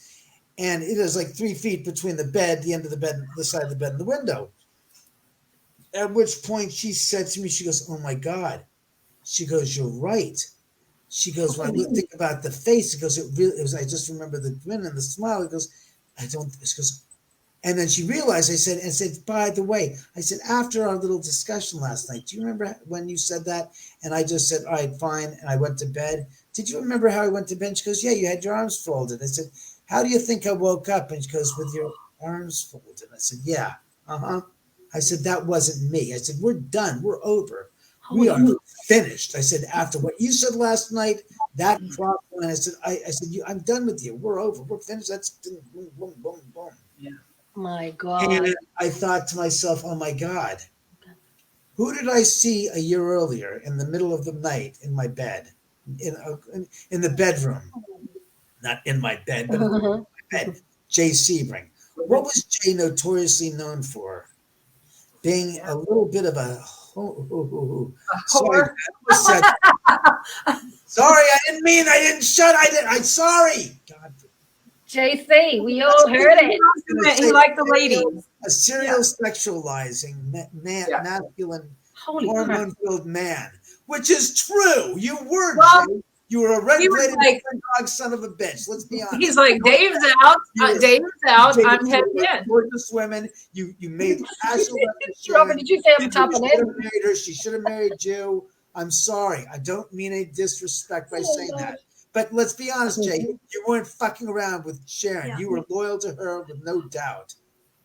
You were always loyal to your girlfriends. I agree. They were, well, not all of them were long-lived relationships, but with Sharon, you were.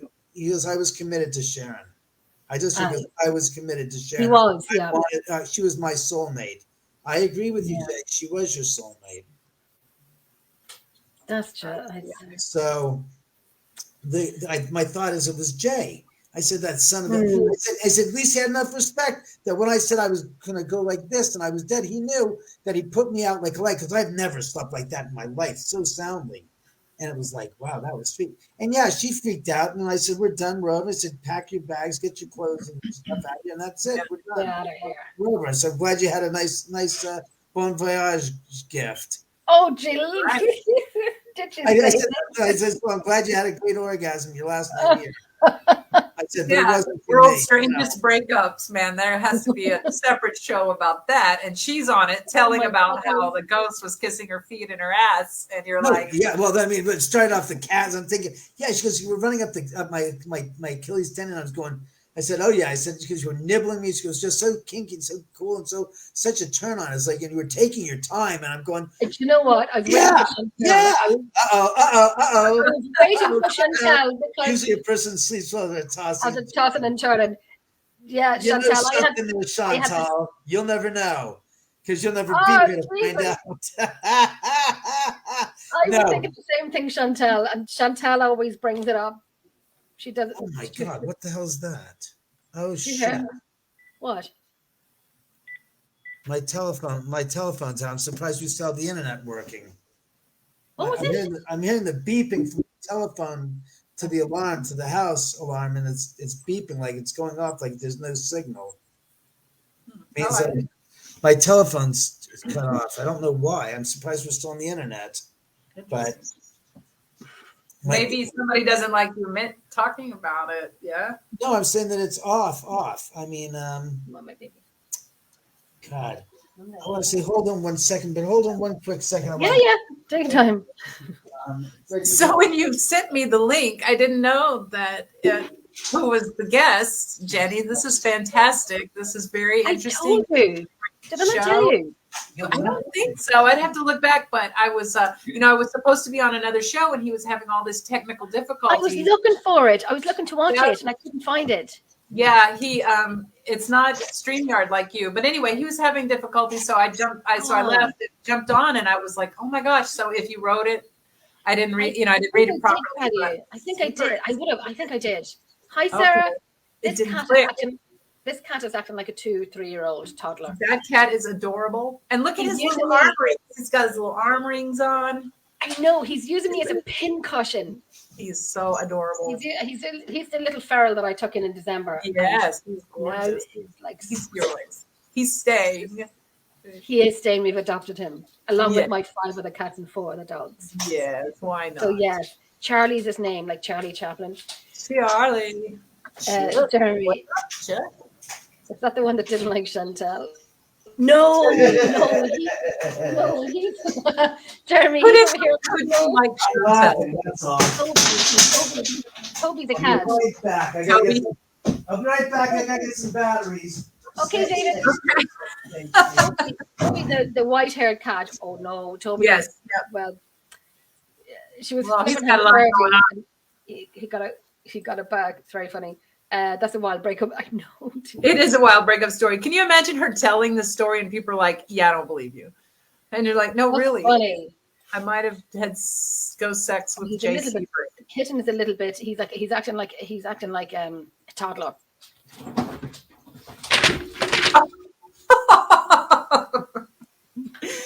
You should get one of those tiny laptop computer things. Did you ever see like the little video? Like if you buy your cat a tiny fake computer, they'll lay on that instead of your computer. He's had his sleep and he had his feed and now he's just excited. Just kind of like, you know, it's cat at nighttime. Honest to Yeah. God, he's bonkers, and I'm holding on to it too. Like, you don't want to see his arse on camera, and I don't really want it on my side of my head either. Getting to know Chuck. No, Getting to know he's Charlie just- intimately. Huh? Come to bed, Charlie. We had about 10, 15 names for this cat. Oh my gosh, we were calling him everything. Really? Come on, my love. No, we ended up calling him Charlie Chaplin, Cheeky Charlie, Cheeky Charlie. or Charlie Chaplin. You should show him. When we first got him in, you couldn't touch him, you couldn't do anything, you couldn't go into his crate to give him food or change his litter tray or anything like that. He was petrified, and now he won't get off me. Yay! That's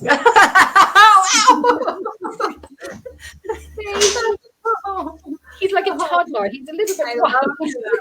Oh my God, he's hilarious. He's got a great personality. He does, and it's great that he's here and not.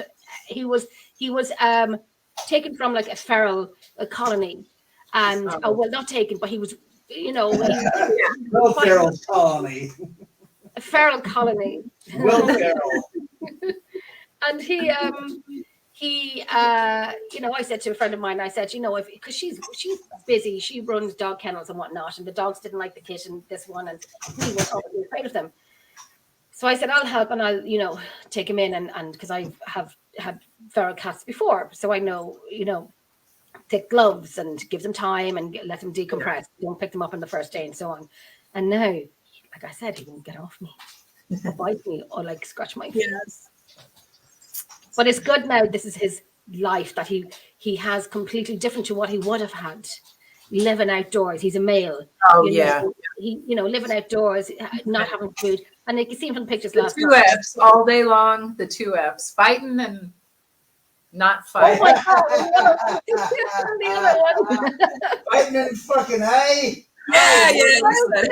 Give me a glass of drink and I'll Try to be fucking cute. long. But yeah, that's what I I see. know. So you can always count on David. All day long, my pussy will indeed. Fight for me, pussy. And now he's in the telephone. Jesus Christ. And now he's going to get his, you know, he can do what he wants after, like, he's about 4 or 6 months of age. He can F all he wants because his His balls haven't dropped. they have, and they'll be, you know, They taken drop off in into a time. trash can. Look at him now falling asleep in my hand. He falling asleep. It's adorable. And then He's funny. who is that behind you? I can't see. I'm Asha. blinded. Oh, that is okay. I can see now. I have blinded myself with lights tonight. So I don't know Doesn't why. her falling asleep. Look at the leg. Look.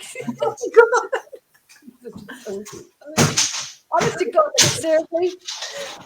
I'm telling you, Pamela, like he owns me. We never own cats, they own us. And look at this now, lying on my, he's That so is funny. Adorable. And now I he's love falling asleep. He's so funny. Now he needs his own Instagram, of course, and maybe yes. he does. You get my Facebook page or Instagram. Whoa, damn it again with the No, book. you're a shitty pet owner if you don't have your own Instagram for each one of your pets. I don't have an Instagram for my cats and dogs. Sorry. Yeah. Oh, that my colleague had a Facebook page, but I never used it. Yeah, you see, Too Eric. much work. Oh my God, you Eric can't. Scott has a Like, don't you have a separate a private profile because you have too much going on this, whatever. I'm like, I don't. It's like having a job. I'm not going to have all these profiles and all that. Forget it. I know. I just listen. I have enough going on with all the profiles. Yeah. I know. Linda wants to know if Will Ferrell's into the paranormal. Dan Aykroyd, I know is, but I don't know about Will Ferrell. I don't know. Is That's Will Ferrell into paranormal? is Will Ferrell into the paranormal. He's funny. I like him. Oh God! Well, I'm dealing with around rain so bad that my telephone lines in the house are crossing up. Oh, that's right. How is that? Is that? Do you worry about being on a hill with all this? No, not at all. No, just across the. You're down to bedrock, though, right? I'm down to bedrock, but across the street from me is this mountain, and literally the last time it rained a few days ago, we had like 3 feet of mud across. Yep. Yeah, that's what his bulldozer to basically clear it Yeah. out, but. When it's rained so hard that the electrical in the house, the telephone lines are fucked up, that scares me. Because if I don't know about it and people are trying to call, I have to then go figure out what's going on. So now I've got it basically hooked up directly to the landline. So it's okay. Wow. Because it was shorting out throughout the house. It was saying there's a short. There goes that again.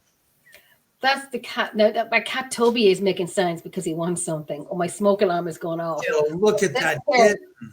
Look at David. He was using me as a pin cushion earlier, and now he decides he's tired. He's a kid. You know that. They have like an outburst of energy for a couple of minutes. Yes, he's acting like a 2 or 3 year old toddler. Or my husband. And now look at him. Hey, he's just flopped out. He just took a big sigh there. He's a funny. Look at that face. What a little tabby boy. He's so funny. Oh, he's adorable. Now I'm like stuck like this until he wakes up. Yes. Well, you could try to put him down on a pillow or something. And he can come get on my little pillow. Come here, He's Charlie. Just so lovely. I want your cat. He's just so lovely. A little bit bonkers, which is why he's Charlie Chaplin. But he's a good. Charlie Chaplin. I love the name. Charlie Chaplin. We had so many names for him. We were going to call him Puka. Which is ghost in Irish. We were going to call him, Dougal, which is like Father Ted. Dougal. Dougal from the Irish priest comedy, Dougal. Oh gosh, we had. How about Duddy? Huh? Duddy. He's hot. Duddy. Close to Doodle. What a face. Look at me, good movies like I'm not doing a thing but sleeping and dreaming I'm moving. Wow. I'm dreaming I'm flying. I'm actually flying. Yeah, look, I'm flying. Look at him. He's not moving. He is so well adjusted. He's like so happy and so. Can you believe the first time I got him in and he, oh my gosh, he was a biter. He was a hisser. He spat. He growled when you only looked at him. He was and he was about 5 weeks of age. 6 weeks, if that, pushing He's an intruder. Are you kidding me? He knows what this animal symbolizes. A threat to your interest in him, and he's going to be diverting the interest away from your cat that's there. Yeah. Mister. What you get?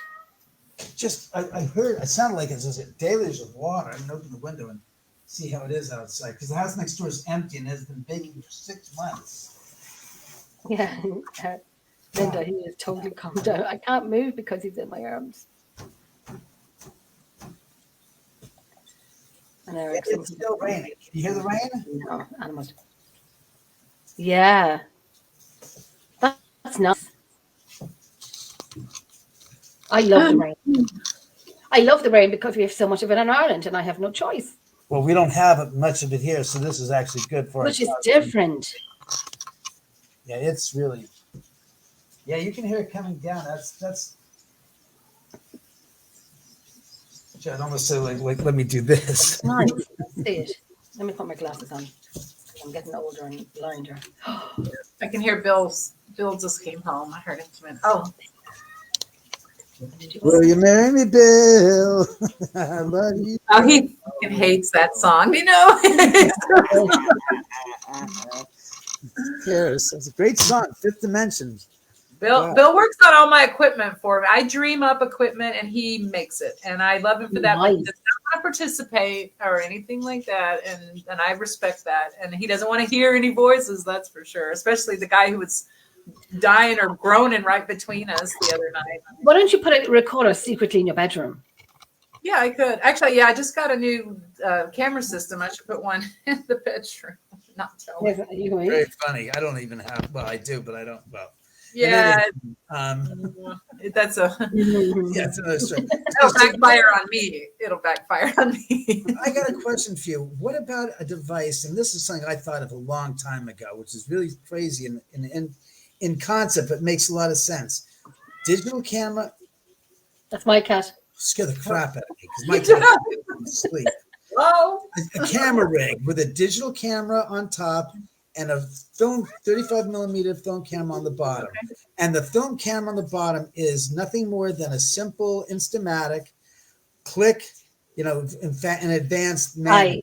Yep. So it can only take one picture at a time, cannot take double negatives, double exposure. Right. You have the rig built up, set up so that both camera focuses on the same point. Mm-hmm. You have one actuator, meaning you have one button that clicks on both top and bottom cameras simultaneously. So whatever you take that in, when you take a picture, you're taking two pictures at the same time. Mm-hmm. That's absolutely possible. It's very, that would be really good. I want that. And then if you want to go an extra step, I just thought about it, you could always put a video camera underneath it to keep say, have three different sources, totally different, unique points. But really, it's really two sources because one's digital and the other one's, I forgot the name of it, what they called that when you take film, the type of medium it is. Oh gosh. Well, it's analog. There you go. It's analog. Analog, but digital, one's analog.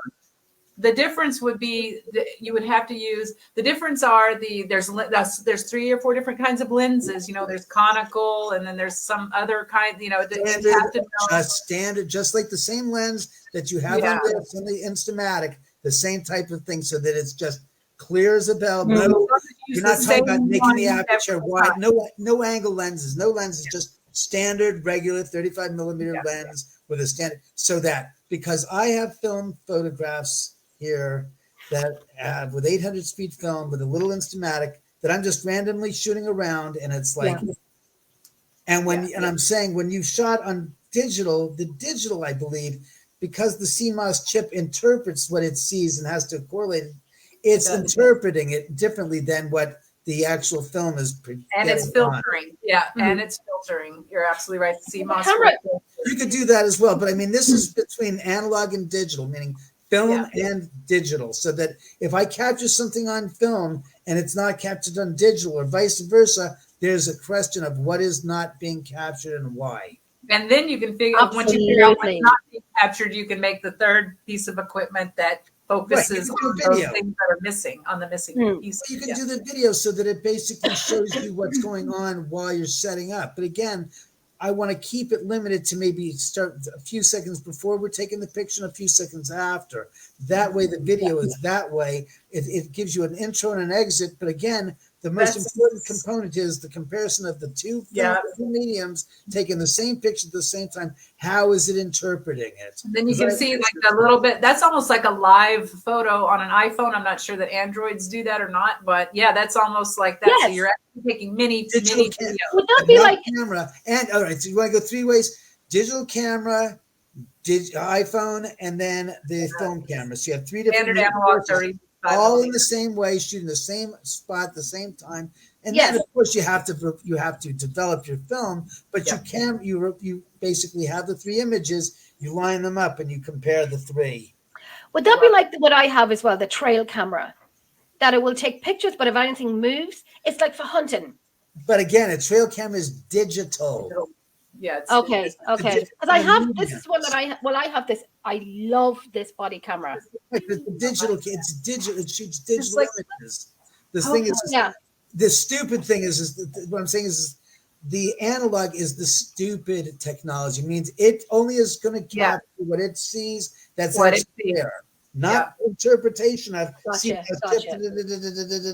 Well, in the CMOS, the digital is going to filter out certain lights and certain different thing. It just says, no, I'm not going to do that. The same thing with digital recorders versus like when you would just hit the, with your magnetic tape and the old cassette tapes that we used to use, and even reel-to-reels or that sort of thing. So using a magnetic tape versus the digital is completely different, and it has filters built in. No matter what you click on your digital recorder, like I'm just gonna, no, it's got filters in there. So you think digital cameras So if you're going to use a few of them, digital camera, phone camera, what would the third one Digital be? camera, a real Analog. digital camera, not a cell phone, and then a cell phone, and then a 35 millimeter analog film camera that just click, and you must manually advance to make your next picture taken.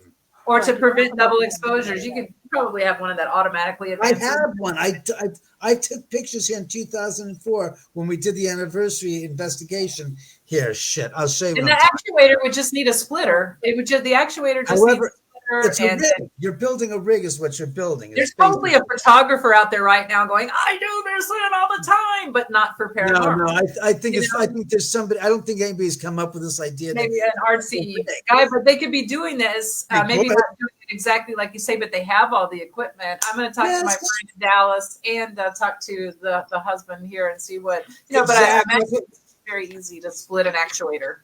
That's why I mentioned it to you to begin with, saying, "Hey, your husband's a jack of all trades, creator and an inventor. Yes. Have him see him tell this one out. Be a great idea to come up with something like that." What was the other thing you made, Robin? The other thing that you made, and I loved them. There was these little balls. Oh, the little the minions, yes. They were like little weather stations, basically. And what was different about those was there was a lot that you could deploy everywhere, kind of like the movie Twister, where they put all those things. Only these are like they just think about them little weather stations. But the difference between those and your regular shit is that these go to database so that you can correlate your evidence. So when you do get the picture with David's fantastic invention, you can go back and say, wow, look at all the fluctuations in the atmosphere at the same time when he took this picture exactly. David, what's that? This photo that you're seeing was, and I don't know, you have to guide me since I can't see. Oh, we can see it, Grant, yeah? We can see it good. Is it, should I pull the camera out? Oh, no, it's good. No, it's perfect where it is now. All right. Well, what you're seeing there is this was shot in 2004 on the anniversary of the murders. I'm trying to set this down. This is actually is a photograph, 35 millimeter print. My mother's second cousin was here videotaping it. Mm-hmm. And I shot this with a piece of crap camera I bought at, not at Kmart, damn it, at the other place, Target. Yeah. That day, got 800 speed, 35 millimeter film. And that's what you see is what I captured. And no, when people sit there and think it's the camera strap, we watched the video. There was no camera strap there. Okay. And the color, if you notice, the colorization starts at the bottom. As you work your way up, it changes colors. And then at the top, it's diffused and it's actually, you can see it's transparent, as well as it's transparent in parts of it as well. That's amazing. That's just from a regular. That's a regular piece of crap camera. Now I'm going to show you the next picture. Now this is a digital shot, but you can see these orbs, or maybe this is film. I'd have to double check and see. This is another one, same night. That's the same. This is in front of the gate that was there. This is the newer Tate Gate. After the property was demolished, they put this gate up, but this is there about 10 o'clock, maybe 11 o'clock at night on the 9th of August, 2004. And again, and there's pictures in between the first one that you showed us with the blue. Well, that's a different, these are all, remember, these are input into, these aren't on the same night. This picture. Okay. But you took other pictures with that camera where this did not appear before the gate appeared. So disappearing. Okay. These pictures must have been about 5 rolls of 36 exposure, so about 180 pictures that night. I think 4 of them had anomalies. That's like what I'm asking. Okay. Yeah, no, these weren't. Not every picture had this. No, these were the obscurity of the obscure. But as you zoom in, you can actually see the wrought iron gate work through this. You can see through it. So it can't be the strap of the camera. And what is the explanation of this colorization here? Yet here it's translucent. Right. Yet here it's not. Right here. But here it is. It is translucent. I can see the gate through it. Yeah, I can see the gate. And if it was anything on the lens, it would look the same in both pictures. All the pictures. If there was movement of the person taking the photo, the gate would also be. Of course, the gate would be blurred as well. Yep. But you can see there's nothing. Amazing. So then on this is that same night, same film. Now then you have this weird iridescent burn right here. But this I don't even really pay much attention to, except you have that here, right here. That doesn't make sense. Right across the very top, right here. I noticed that line of white. And again, it's in color. Now let me go back to this. Here's another picture the same night. Now this is a different night, but it's again with a 35 millimeter. Here's a 35 millimeter shot in another evening, but you have this here. Oh. But again, that's film. That shouldn't be there. Aye, yes. And there was no. That's film, and it's 35 millimeter. You're likely you're not using a flash tube. This is digital. This is at the bottom of the stairs, and you have this formation here. What's interesting? That's Dr. Barry Taff. That's his friend Steve. I forgot Steve's last name. What Steve is holding is a digital geomagnetometer. And it was spiking. So he says it's spiking. So I took this picture, and here on this side, you can see this energy that's forming here that shouldn't be there. And it's not on this side, and it's only limited to right here. You're facing on the stairwell. Yeah, they're looking at this. That wouldn't be the same stairwell that the blonde woman went down, would it? Yes, it would be. But he's on the bottom floor, 30 feet below or 24 feet below that. This is a picture we shot inside the gate when the gate was open on the 35th anniversary. And you see this? This is early in the evening. The gate was open. So watch this picture next. Whoops, not that picture, son of a bitch. Not that picture. No, not that. Not that. Give me that. Oh, wow. God, not that. Where's that? All right, scratch that. Crack out. Where the hell did you go with a shot of shots? It's here somewhere. Where are you, son of a... Oh, God. All right, let me do this. Let me just open this up. Ghost Pictures 2004. Ghost Pictures. There we go. Ghost Pictures video. Play open new window. Yes. All right. So we'll go back to this and I'll show you the second picture I was trying to. Here we go. No, not that one. The other. Oh, son of a bitch. Where is it? I mean, I have files on top of files on top of files. I'm the same. Yeah. And I had to go look for one. Yeah, but yours is all in your own home. That's the difference. Yeah. This is all here. Shit. Computers on the cloud. All right. Sort by date modified. Maybe that'll help. Does that mean I have to go to the very bottom? Probably does. Probably. It's always at the end. Isn't it always, though? That's why Jim Morrison said it so well. Here we go. Thank you. Did you get it? Yes, I'm going to get it if it comes open. All right, so this is the second picture on that night. Now look at this, kids. See you, Linda. This right here. The light, now mind you, the sun has already gone down behind us. This ain't no sun flare you got here, and you don't have one right here. No, that's a lot. That's blinding even. Yeah, and it's not, again, it's translucent. You can actually see through it. It's not enough to burn the actual photo. And these are 35 millimeter photographs. The anniversary of the murder. This is before we did our investigation on August 9th. That and that don't belong. I'm looking at the right-hand side one, and the one on the left, you can see like the trees. Yeah, you can see the trees. This right here shouldn't be there. That don't make no sense.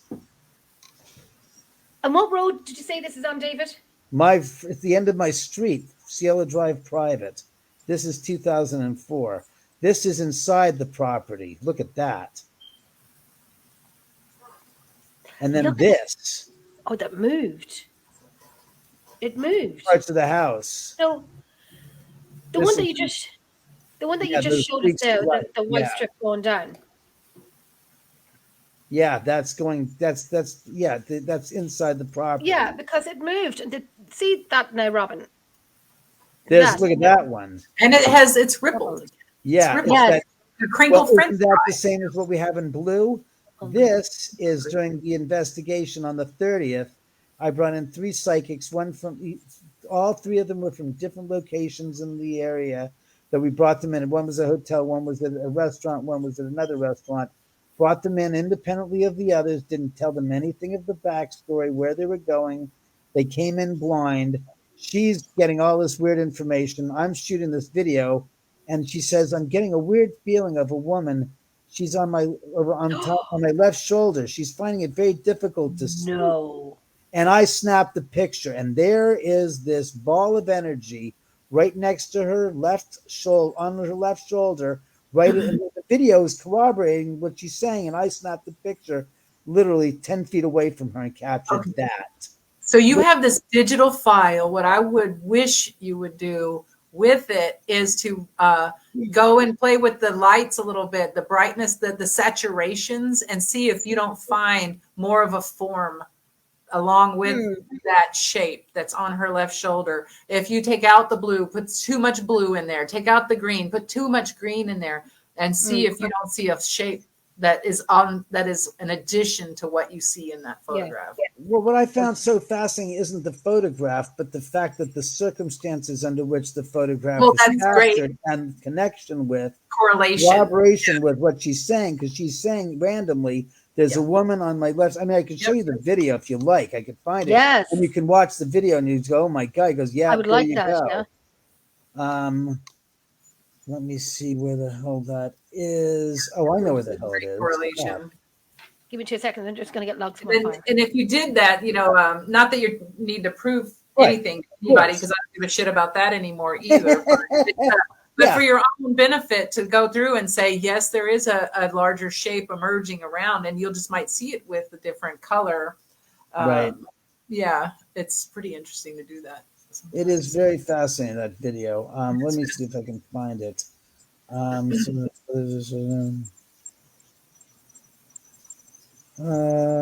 God, where the hell is the video? I feel your pain. I know. Yeah, I'm not going to bore you with me looking for it. I'll look for it and put myself back on camera so it's not too bloody boring. Let me see. Yeah, Jenny ran off real quick, but she'll be right back. That's fine. Like I said, it's a fast. I know where the hell it is. Where is it? So where is it? Been down. This is my husband, Bill. Bill, this is David. And Hi, Bill. I can't see it right now. I'm in my files folders trying to look for something on. Well, while you're looking for that, I'll tell him his idea. What he wants is a digital camera right below it, and a 35 millimeter camera, and perhaps even a video camera where with the same actuator, so it all photographs the same time to the same point. That's doable, right?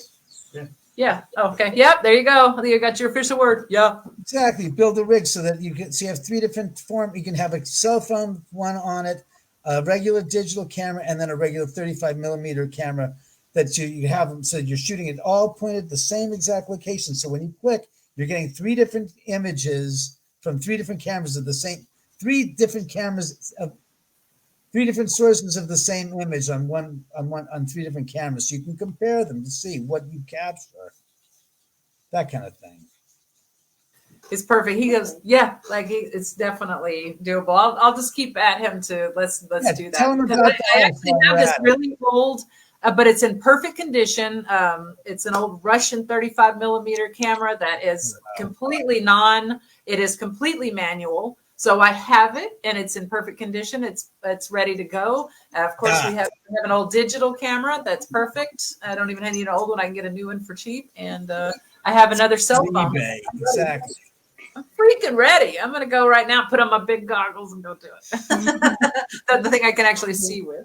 Let me ask you, who do you know that is at all involved in the in production at all that might be interested in doing something, like I said? Paraplex Network. I work closely with I'm looking to take this to Fox Television, because for the money you make on all of that, it's not worth it. It's just. What about, you don't want to involve Nick Groff again? What about with Nick Dan doesn't Price? want it. Nick's busy up. I've already talked to him a couple of weeks ago. He's busier than hell with others and other shows he's coming out with. So it's like, I don't have time to breathe. I've got the kids and my new wife. And it's like one in the way. I do know one of the field producers that used to work with Ghost Adventures, and now she works for it's a big network. I'm just not placing it right now, but she's a producer for them, and she's working on her own Netflix series. But I could say, hey, how would you like look, do me a favor, speak to her and tell her, because I'm tired of doing other people's shows and don't want to I will. I will definitely. Because everybody's done this show. I mean, I wrote this book of mine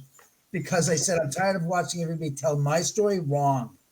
So I said I got to get the story straight. And it's comprehensive. We go into the history of the area with the Native Americans and the irony that on August 3rd, 1769, 200 years and 5 days before Sharon was killed, the Native Americans and the Spaniards made first contact in Southern California on that date, about 2.5 miles from where we stand now. And almost every location I go to, I don't speak the native tongue. I train myself and I research and I approach the indigenous people first, because I don't always understand the EVPs they send back to me. I'm going to be very honest. It's very difficult.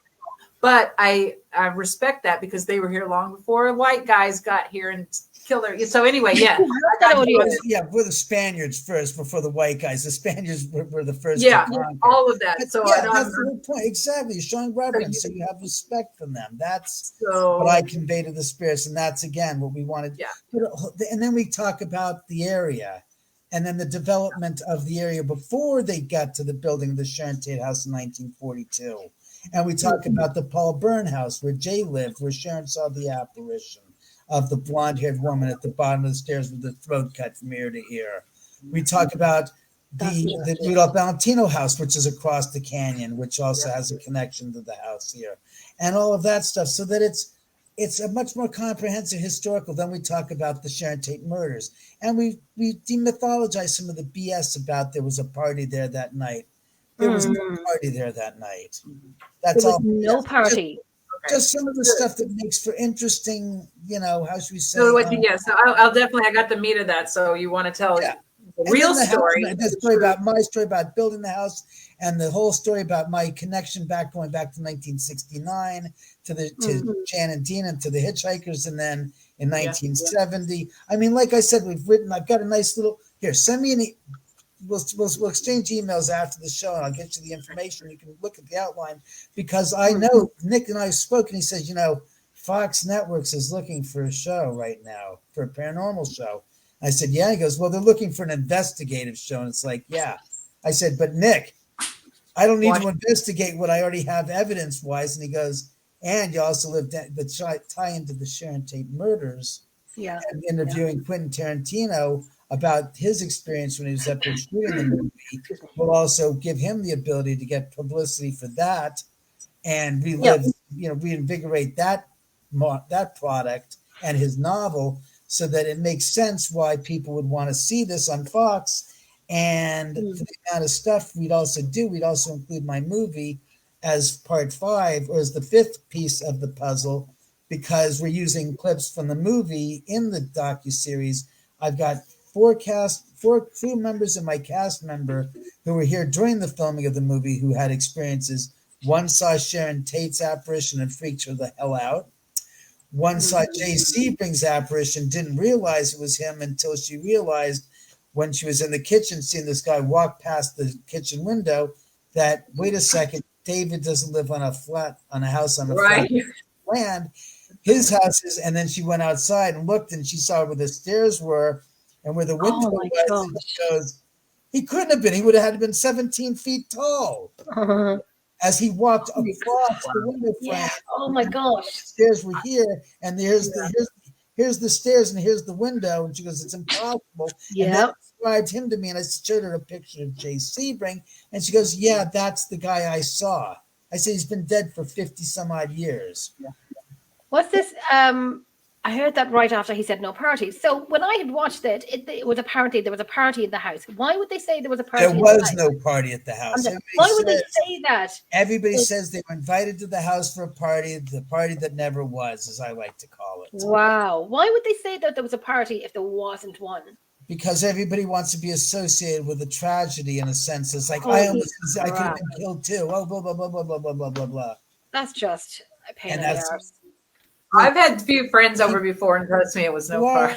party. you believe in some way, shape, or form, how should we say, effectively, what do you want to say? They're basically effectively associating themselves with the tragedy Yeah. that befell them. Yes. Yeah. Yeah. Yeah. Before I'll find the clip and I'll show you that clip of that woman. I I'd want to love show you a see that. little bit of what goes on here.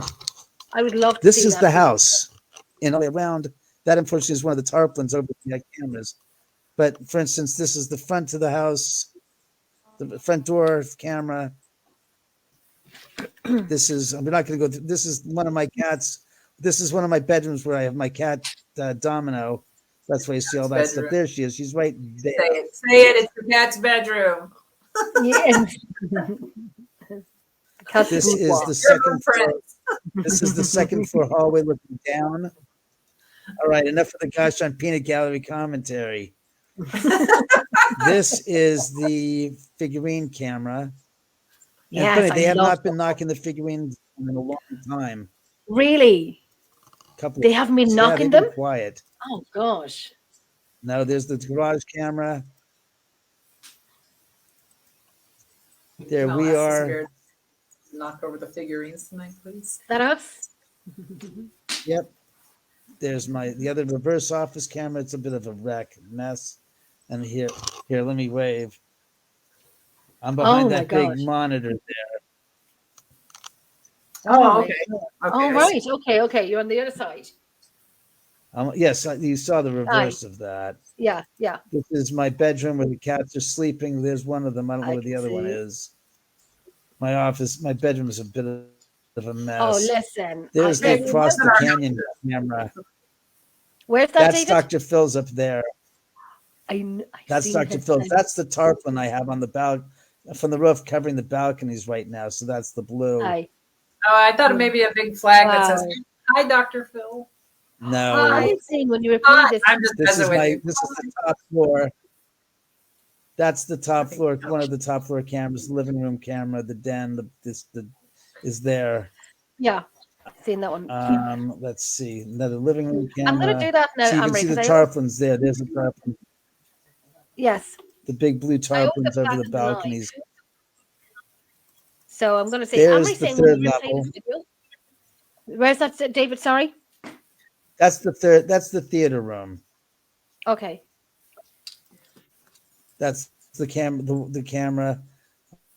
God, I want to stay consistent with what you're looking at. So that's a good idea. Robin, when you're in a picture. All right, fine. I'll just keep going with what we're looking at. That's the earthen wall room. Looking down on it. That's the here we go. This is the guest bedroom on the third floor. Oh, okay. That'll be our room, Robin. That's one where when we go over. This is the theater camera looking from the wall, the other opposite wall. There's the popcorn maker. There's the balcony. Wow. There's the door. There's a door into the guest bedroom. There's the Lift bar. Your camera up a wee bit. What? Lift your camera up a little bit. Just a few inches. Aye. That's what. What? That's what she said. Oh no, but you're saying lift your phone camera up a little bit when you're showing the pictures. Just lift your camera phone up. We're missing part of your monitor. We need the top part of your monitor a little bit more. Oh yeah, you're good. Keep going with the pictures. Lift it up a little bit. There you go. That's perfect. Spot on. You're gonna have to share with me the transmission. Oh, no, you're okay. Is murky. This is the. No, I'm saying with the audio. So let's see. This is the earthen wall room looking in. There's the entrance of it there. This is the guest bedroom looking out towards the balcony. Mm. This is the stairwell going from the second floor to the third floor. Wow. That's nice. This is looking into the earthen wall room. Is anybody hearing that? Did nobody hear that? Squeaks. That's the rain behind me. Like like Yeah. an interference? Yeah. Like someone's That's Yeah. the interference is because that's this. This is interfering with my signal transmission Okay. right now. So Okay. don't be Gosh. fooled. That's me. That's the system because I'm running this and it Oh, uses that's okay. such a large capacity of energy to Oh, right. use the That's the cameras at the interference. same time. It's interfering. This is the den. Right, That's that's the me. interference I had for That's my doing my camera. live. There you go. We'll be off this in a second. I'll close this down. That's So I okay. can It's get okay. back to We're talk. like looking. This is outside, looking at the rain in the front of the house. And that your house is only 150 feet away from the Tate's house. Yeah, here's an Only example. 150 feet There's away. where the Tate house is, right there. That's just That's where crazy that's amazing. the gate right there. Wow, David, that's just wow! Like, oh my It's God, we are. pouring I'm out there. booking a flight. I am booking a flight Look over. at this. You're looking down this. This is from the top of the top floor, looking down the Jesus. stairwell. That's the second floor, and that's going down to the third floor right there where the carpet is. Good And gosh. look who's there. Look who I have a book there. And look who it is. Family Man. The cover of Family Man right there. Oh my gosh. That stairwell is fabulous. I mean, I'd roll down that in the morning. I was going to This is say. the dining room. Yeah. I'd roll down it. I'd walk up it at nighttime because I will definitely be making a trip over, hopefully. And I would. And David, That's I'm the gonna. laundry room. Where's that?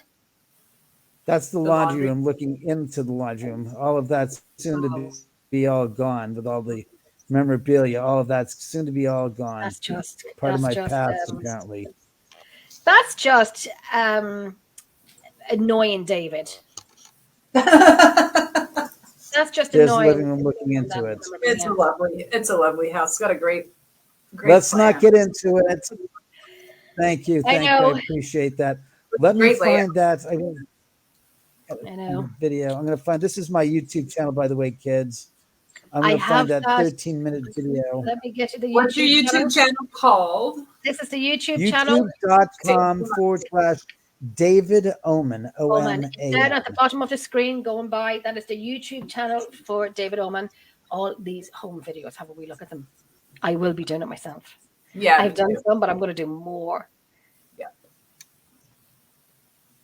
I find it, I have to say, when people say, oh my God, there's somebody in your house, I find it okay, to be honest. I know someone told me before, oh, you got to cleanse your house and so on. And I'm like, but I don't want to cleanse my house.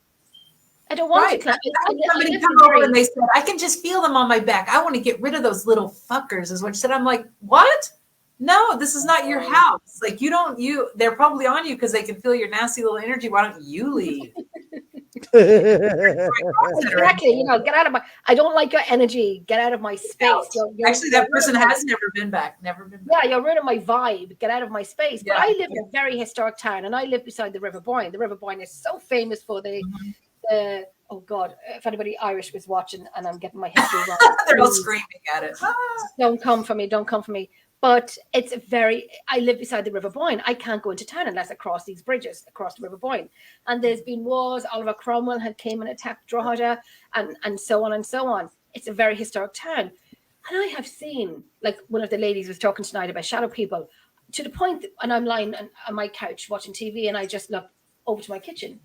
And now a neighbor of mine, many years ago, came down to me about, say, 11:30 at night and said to me, Jenny, can I talk to you about something? And I'm like, yeah, of course. And she said, my kitchen doors presses, I keep opening. And I have no idea how she knew of me doing paranormal. But I don't know how, because I wasn't I wasn't as active with the paranormal then as I am now on Facebook.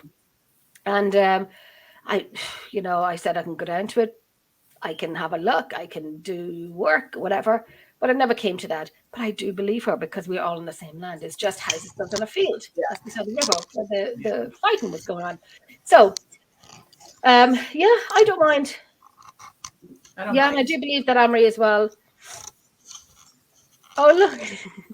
My house in Austin was more of a violent haunting, but I really don't mind them here. And really, in a way, I didn't mind it there, but that might have been part of the problem. But here, they're just kind of here with us, in and out, and I'm okay with that. Oh, hey! Squeeze your Oh, head. It's Over squeezing here. your heads. that's hot It's shit. squeezing your heads. The And you kids in the scratch my head. house. Squeezing your heads. All right, I found the clip, kids. I'm just Okay, setting this, fantastic. trying to set this up. Awesome. So you I can see- smell food, but there's no food here. I'm Let me starving. Eric, where are you from? Ireland says we too. We always say we. We dram. That's Scottish actually, but we always say like lift Right. we. Where are you from, All right, Eric? I'm going to cue this up right now. This is going to include a portion of the Ghost Hunters show. Look forward to it.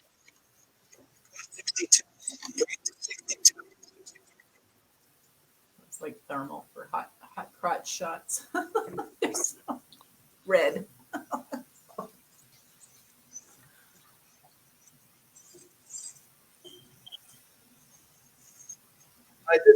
Oh Jesus, there's himself.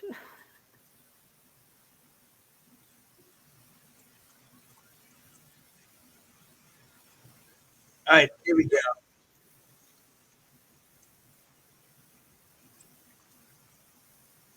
This is it. Clip. Is there volume on it, David?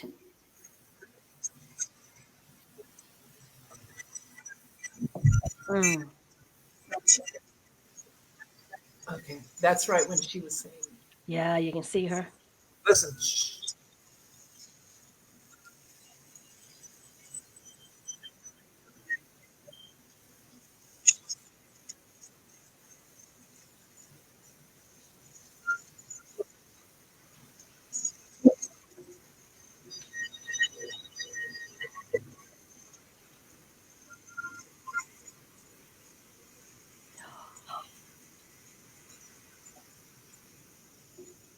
So watch. So highlight it.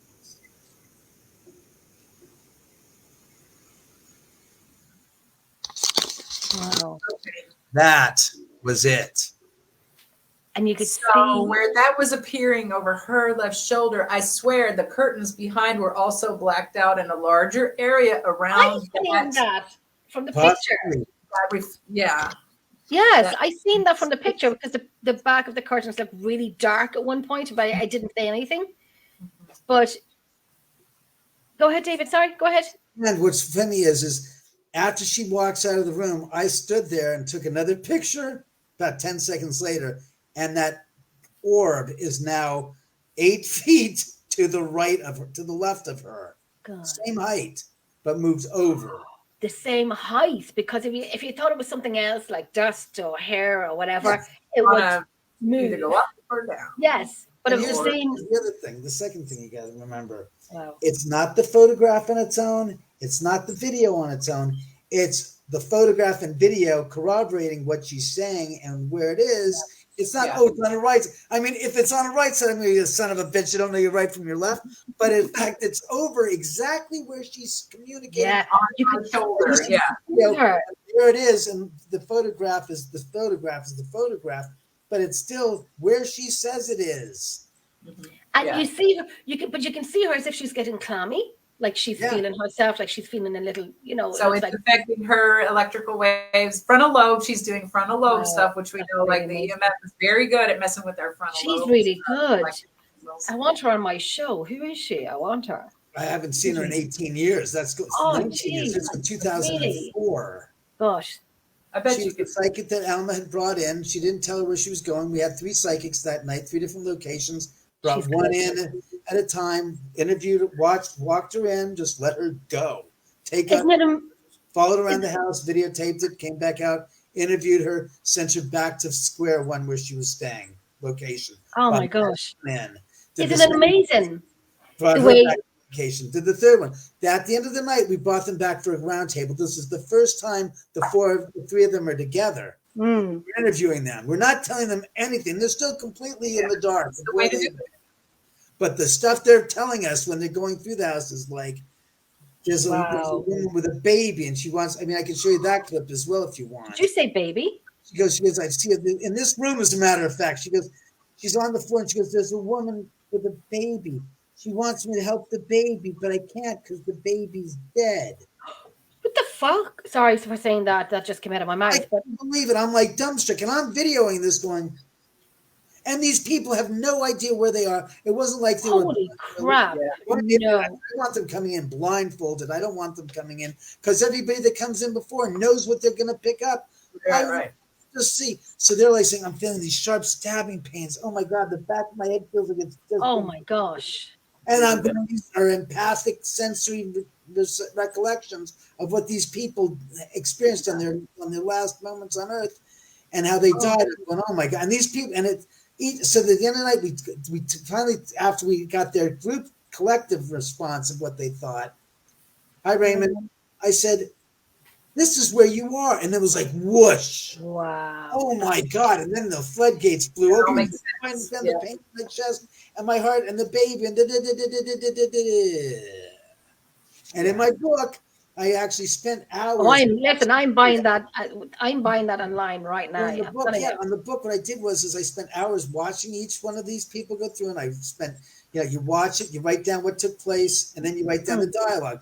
Take about like 8 hours to watch 2.5 hours worth of footage. Yeah. To give you the description and then give you the gosh darn the verbatim what was the quotes was impossible. But that's the idea that I want to put that little piece, maybe 10 minutes of that 2.5 hours of footage into the docuseries because it was 4 months before the first episode of Ghost Hunters ever aired. The first paranormal reality show. I was going to say, someone looks very young in that video.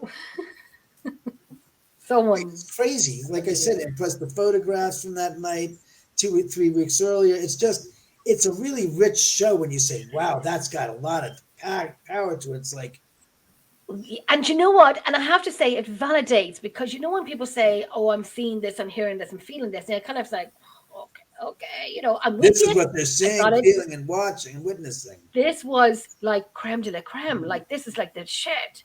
You got both of them together, like the video and the still photograph on film. I love that because I'm very okay. As a paranormal researcher. Yeah, go ahead for David. As a paranormal researcher, investigator, you have to be. Dog's having a dream. Bad dream. Oh, he's having a dream. I love the name Fiona. Yeah, I did hear that. Come here, Fifi. The dog's name is Fiona. I love the dog's name, Fiona. And Reggie. That's Fiona. Reggie. Oh, that's Fiona. Oh my God. Fiona, baby. You want to kiss Fiona? She looks. She's the like Ridgeback. Gray muzzle. She's my Ridge. Oh yeah. You okay, kiddo? Got some goop in your eyes? I always say that with my baby's eyes. You okay, kiddo? Yeah, you got goop in your eyes. Where's Reggie gone to? My doggy. Are they brother and sister, David, aren't they? No.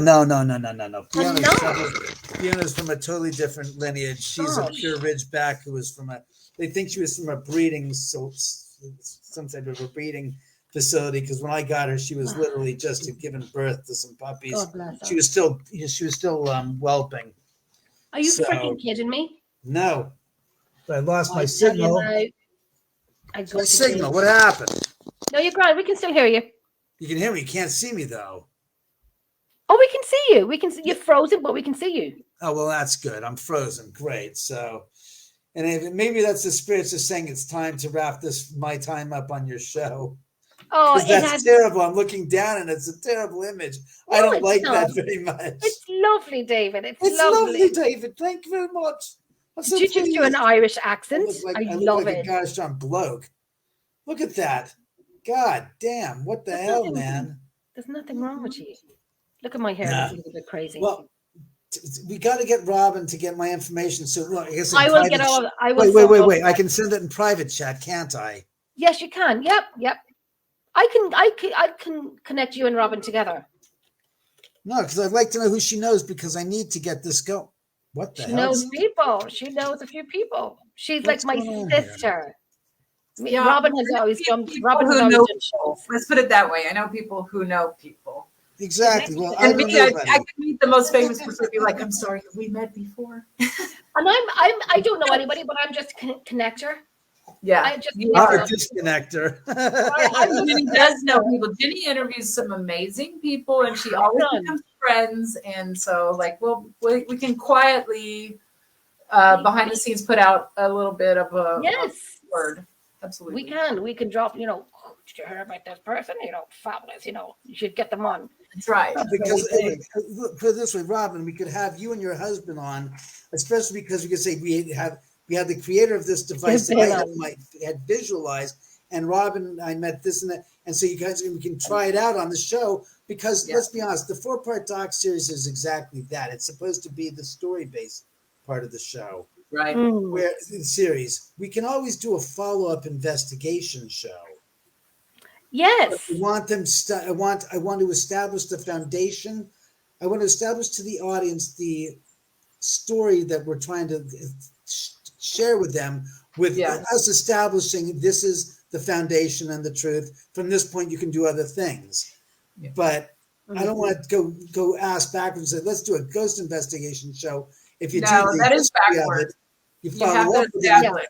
It's a rollout. You give. I think Jenny could fly over for that. She could pick me up in New York, and I have a couple of. Listen, I have my passport. Right. Where's my passport? I think my passport is literally different.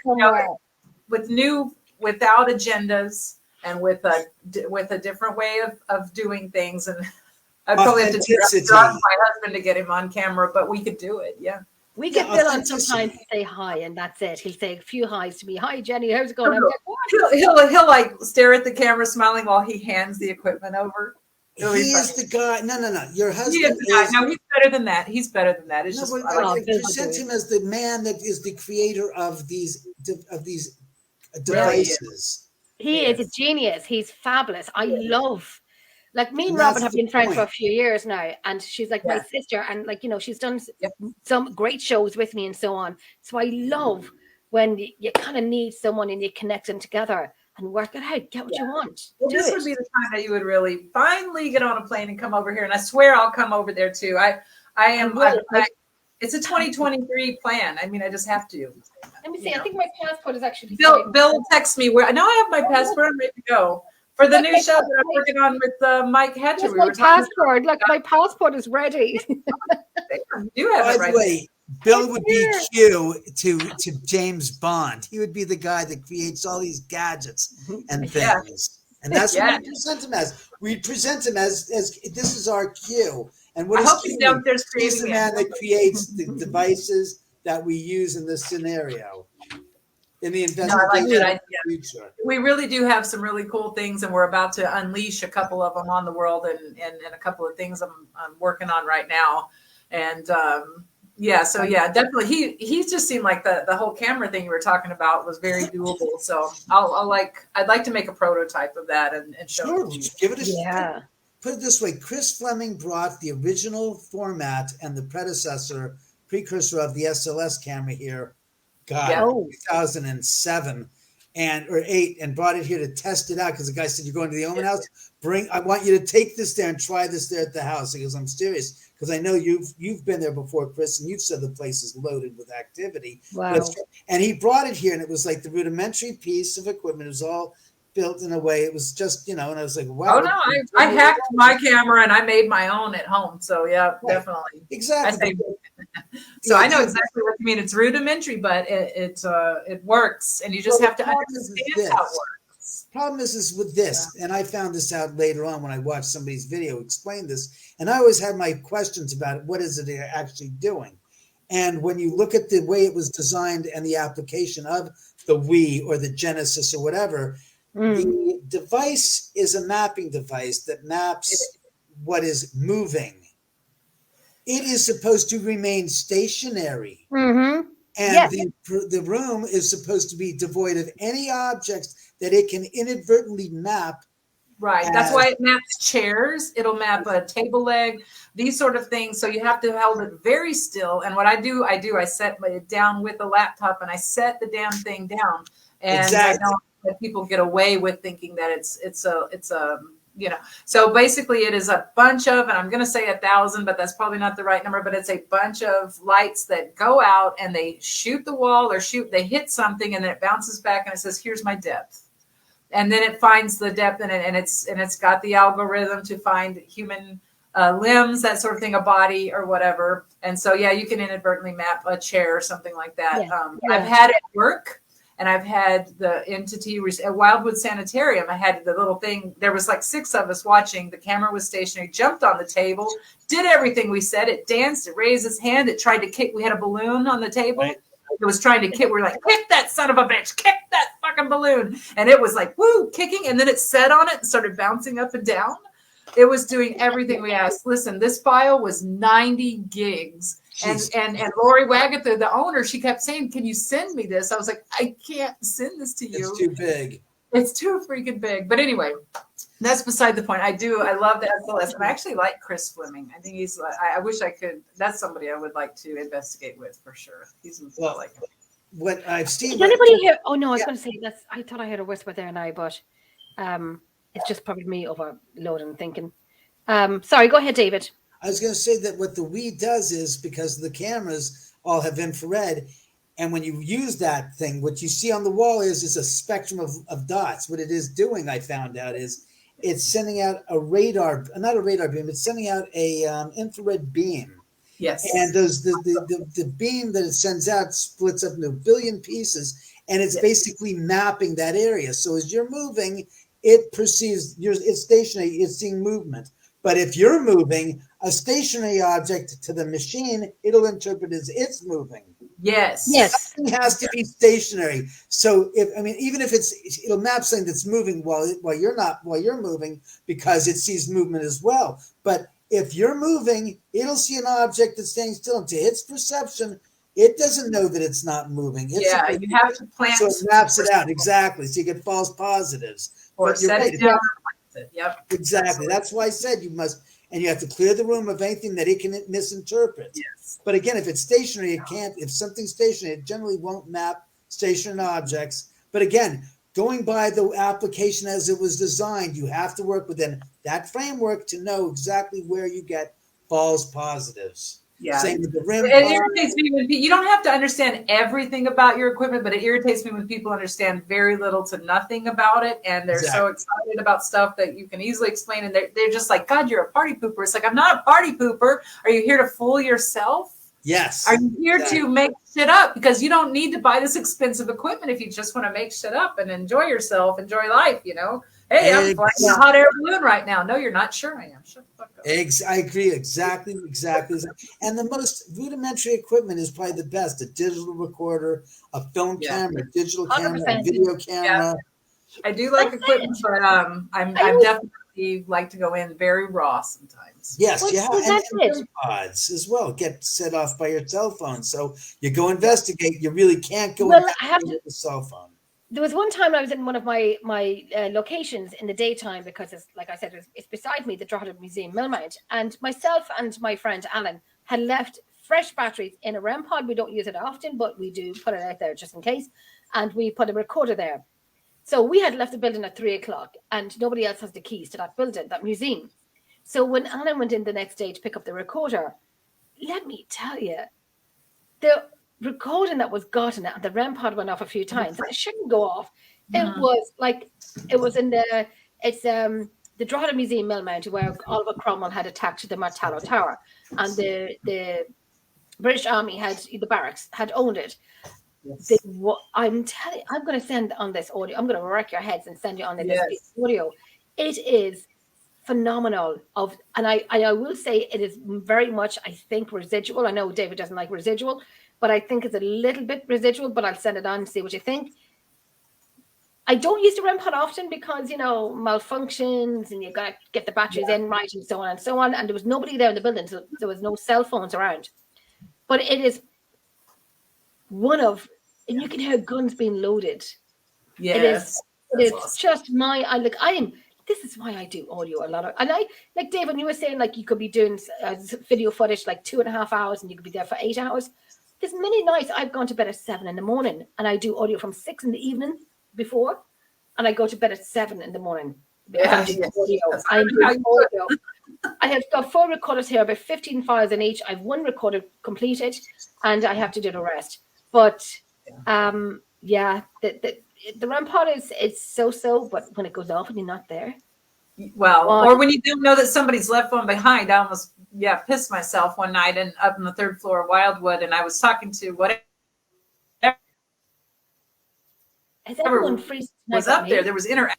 It's like under the foot of a bed or something. Scared the living shit out of me. I was like, what? Because I don't own one. This I don't girl, have let me it. tell So you, David, this girl, yeah. I tell you, she's the one that, you know, because in Ireland we have to have insurance for going out in locations. This girl, Robin, needs insurance by herself. When she goes out. In very my own funny. home. I tell you, we did it live, and like I had came up with this concept, but it's not the first time somebody came up with it. But I was saying, let's investigate. When I'm doing a location here in Ireland, I'm going to ring Robin, and I want Robin to call out of my location because I want her to get a response, not me. Yes. It's kind of like someone on the phone, ITC, but being in the room, but not being in the room. You know, I thought it was a great idea at the time, but now it's just someone on the phone. Stop. Well, But it was about we get responses, but we get it. Yeah. the responses were great. But the night I was on with you, what place were you in? I was Wildwood at Sanitarium. Yeah. And then so this girl, right, who goes up into a room, and I'm calling out in Gaelic because there used to be Irish. Oh, that was there. Wilson Castle. Wilson Castle. Oh, Wilson Castle, that's the one. So I'm calling out Dia Gwith, Jenny is Adam Dumb. That's like, hello, my name is Jenny. And then she got into this woven sting. It was an old wicker transport. Coffin. Wicker body transport coffin, and she got into it, and you could see the stains on it. And I said, "Stay where you are. I need to take pictures. I took pictures, and I'm like, and now at the time I was like, that was a few years ago. At the time I was like, why? I wouldn't do it, but now I'm like, gung ho, I'll do it. And then she goes to this. We were always told on a team, never separate for safety and so on. So she finds this, Jenny, there's a ladder and it's got up into an attic. And I'm like, have you been there before? And she goes, no. And me being me, let the team know where you're going. Let John and let the team know where you're going for safety. And she goes, fuck it, I'm gone up. So she goes up. She goes up into it, and I'm like, I'm calling out through her phone, John, Kate, she's going into the attic, for safety, because you're like 3 floors up at this stage. So she gets into the attic, and there's bricks there, and there's like an old rake there, and an old sweeping brush. And a hat for the roof. Yes. That's like and there was another hole in the roof, but it was covered, and you couldn't go any further. If you could, you would have. You'd be sitting out on the roof with a beer, swinging your legs off the side of the roof. All right, folks, I'm up here. And so I said, put these blocks on, put them in a certain way that they will know, if you move them, if somebody moves them and so on. But they weren't moving. There's Kate coming up, and I said, Kate, I told her not to go up without you. But she kept doing it. And I'm like, if anything happens, and I'm like, do I scream through her phone, and call down like 3 floors down? But this girl needs insurance out by herself. She does. But part of that decision making is laziness, though, because I'm like, well, I'm already on the 3rd floor. Here's the attic, the secret attic stairs, or I could go all the way through this giant place, down these stairs, down that stairs, go find them, convince someone to come back. I'm like, I'm lazy. I'm lazy. Walkie-talkies, radios. We did have walkie-talkies. We never, you never have them on you. When you leave them in the case. Yeah, we leave them in the case because we forget to use them. For the show, you're like, Yeah, and then all some of your devices go off, and like that's why we don't use my back. Yeah. Did we lose David? No, I'm still here. I'm listening to you go. You are okay. You're frozen. Just can't have any video for some reason. Huh? Why don't you take your video? Why don't you take your video off and put your video back in, or go out and come back in? I wouldn't know. If you can stop cam and then try that again. All right, let me see. It's try that. Is that better? No, it's not. Frozen. Why don't you come out and use the link again to come back in? There we go. Oh, I didn't know if you could hear us or not. So much fun. Oh no, I tell you. I mean, I'm like, don't do it. I'd have you stamped on your forehead, insurance liability. Well, maybe, yeah. Okay, so I'm thinking if we, David was saying, if we get something together here, this is the time that you really need to fly over, and we'll go together to California. My passport is here. It's not out until 2027. I'm sure I'll fly before then. I'm hoping to go somewhere this year. So why not do this? Yeah. I'm old. Yeah. I've even seen the guest room, and I said that's mine. David's house.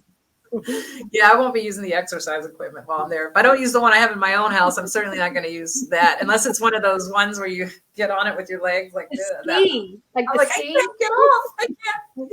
Girl, I sat in this chair last night for many hours doing audio and doing shows and whatnot. I got off the chair and I had to text my daughter, can you come down and carry up my chihuahua? Even though she's a chihuahua, but she's a fat chihuahua. And I said, because I can't pick her up. I've got 2 bulging discs on my back and I cannot do jack crap with it. And so yeah, for me to use equipment, no. This, I tell you, this one here, oh, you're so bold. He's adorable. I have to get a cat. But Bill is allergic. You know, I've mentioned it before that Bill's allergic, and I swear he needs to take some pills or get a shot or something, because if I don't have a cat, I'm going to freak out. Antihistamines. Tell him to get antihistamines. And it's so bad. He's allergic to cat saliva, too. Like, not just the dander. Oh, well, I understand. Yeah, I get that. I know. Here's David again now. There I am again. Oh, he's working. Yay! He's alive. Sorry about that. Well, at least I'm live again. I'm it catching all these messages. It's like an EVP when you froze. It's like, David's here, but we can't see him. He's here, but he can't talk. Great, just great. I'm catching up with all these messages that people have sent me. My God. Since I've been on the show, somebody sent me an Instagram message I was reading. I was like, oh, that's great. Am I worried? Somebody said, are you concerned with living on the hill when it rains? It's like, no, it's beautiful up here. It's gorgeous. You know? That's why I was asking, like, surely because you're a newer Bill, that you're down to bedrock, you're fine. Yeah. Like, what are you going to do? Build a straw house on a damn mud hill? No, it's easier in bedrock. Well, yeah, you found the foundation's in bedrock. It's a concrete step foundation I live in. So, but I do have to take the dogs out because those bad boys are like looking at me like I got up and I walked around. Like, when are we going outside? It's like, do you really want to go outside and get wet? Be my guest. At some point, you gotta deal with it. They gotta poop sometime, and I know they haven't. You gotta do it. Here it is. Are you happy or worried when it rains this much? Happy. I'm happy. As can be. I am, because we don't have the problems with having to water the landscape. Honestly, what'll happen is the whole place will blow up, and by summer it'll be all dried out. But it's beautiful to have a really lush spring, lovely, filled with green and the grasses and the flowers in bloom, and most importantly, we have great wildlife that's up here. So it's really. Listen, I'm all about the animals. I love my animals. What? You have coyotes? I mean, are they as, like, I know that, like, wild dogs and so on. Are they as aggressive as people say they are? They can be. But I mean, up here, they're wild. They're like a wild to us.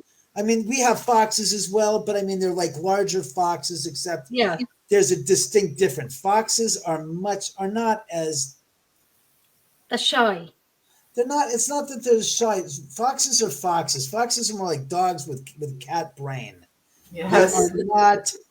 They are not aggressive like a canid. They are non-aggressive in that sense that they won't go after people. They're afraid of people. Coyotes have become much more tolerant of people and less afraid of them, and associate food with humans. Why? Because cats and dogs that they pick off are small prey that they are prey at in their mind. They're not considering them domesticated animals. They're looking for rabbits and other small prey items. Well, they say a dog will protect you and a cat will eat you when you pass away. Yeah.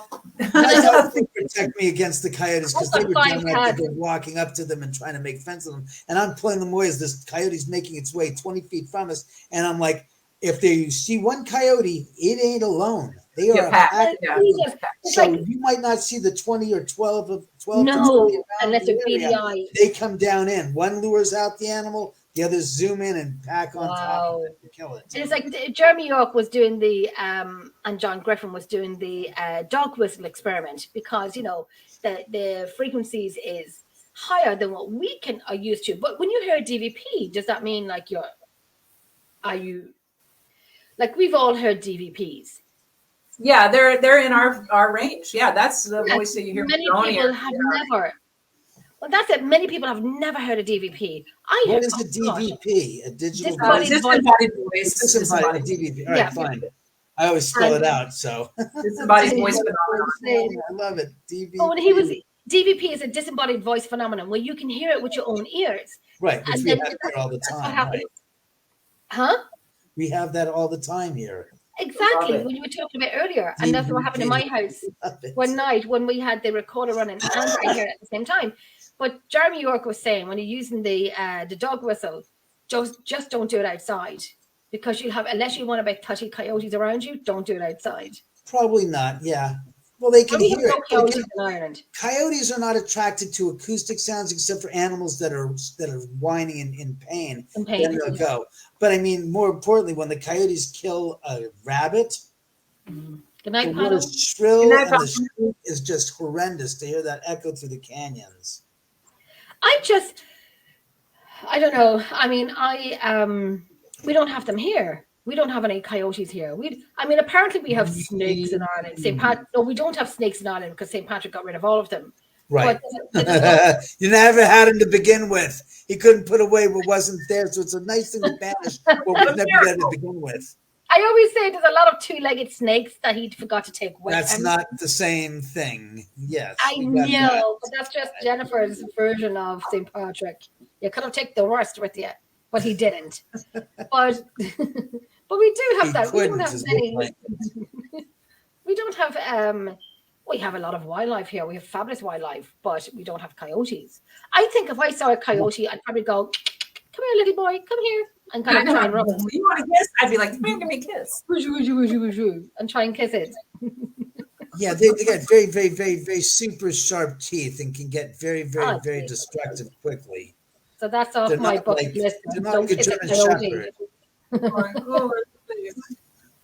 So that's off my bucket list. Do not kiss a coyote. So I need to cross that off my list now. Okay, that's done. Alluring, what's this? I alluring coyotes just by howling. Do you?